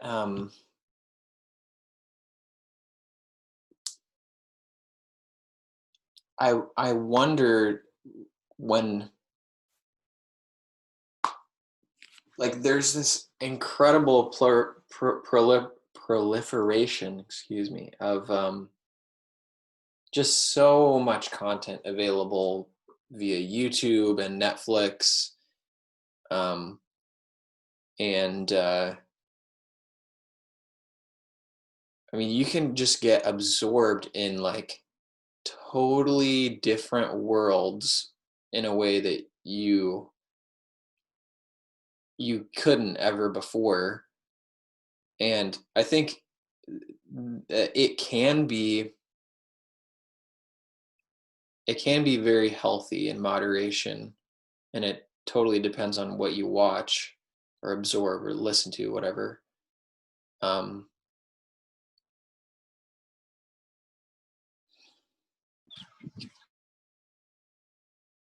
there's so much power behind it. It feels like, okay, this is an interesting, I think this is really interesting. I feel like do you ever look at like Netflix and scroll through the titles and think to yourself like, okay, how many movies or TV shows could be based around this topic or have this title? Like it, are there going to be more later? And if so, how many? And if so, like how long from now? Like, or are we reaching some sort of like there, I guess what I'm trying to get at is in some sense there are only so many songs to be written and movies to be made. Like someone will write a song, some band will come along and just totally revolutionize things, and then for years after, there's other bands that are playing with what the original band introduced, and they have some success themselves, the later bands, and they're not totally copying, but they're definitely riding this wave. And I think the same thing happens with all forms of art, and the ways we communicate. And so like when I look at Netflix and I just see all of this insane amount of content, and for instance, like really simple, it seems like movies and TV shows used to have more complex, nuanced titles, and now they've gone down to like really simplified, like I like one of the more popular shows on Netflix right now is just called You, right? What's that about? It's about like a serial killer or something. I haven't watched it. But it's like how many, okay, that show is super popular. Does that mean that no other TV show from now on is going to be named, like, I don't know, it's such like there's only so much real estate in people's brains, like linguistically, and what you're covering artistically. And I feel like in a weird way we're like reaching this, like we're kind of running out of space in some sense, or we're like, I don't know, do you see what I'm trying to get at? I'm having a hard time articulating that. I have no idea what you're saying, but please go on. I'll continue to listen. Okay, well, let's see how I can refine this better. I'm in the middle of the forest. I have nothing better to do than to just be with you while you work out this thought. Okay, awesome.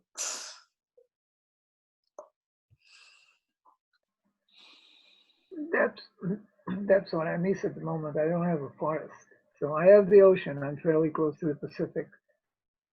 So about 10 miles, maybe as the crow flies, maybe a little bit less. So in about half an hour, I can be on the shore between Palos Verdes and Santa Monica. And usually it's a good walk in there. Otherwise, I have parks, and the parks are pathetic. They are most about the one nearby is maybe 30, 40 acres, and half of it is covered in concrete or asphalt or parking lots or buildings or tennis courts, or it's no longer a park. There are no longer parks, and a few sparse trees here and there.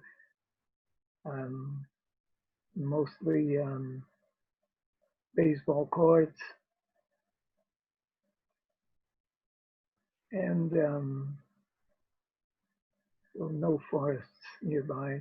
For forests, I have to go about an hour drive, hour and a half to the Sierras, to San Bernardino, to Azusa, to the slopes of the Sierras, to La Canada, the Santa Monica Mountains.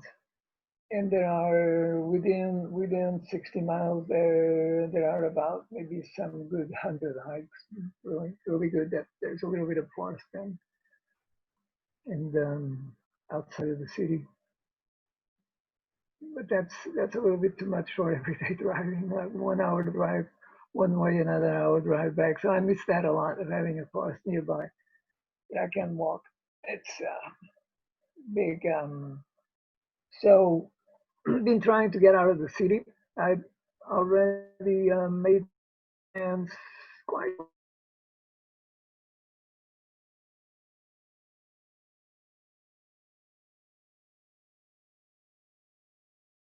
bad. Or there is an interesting organization in California. It's called I know some of the founders, even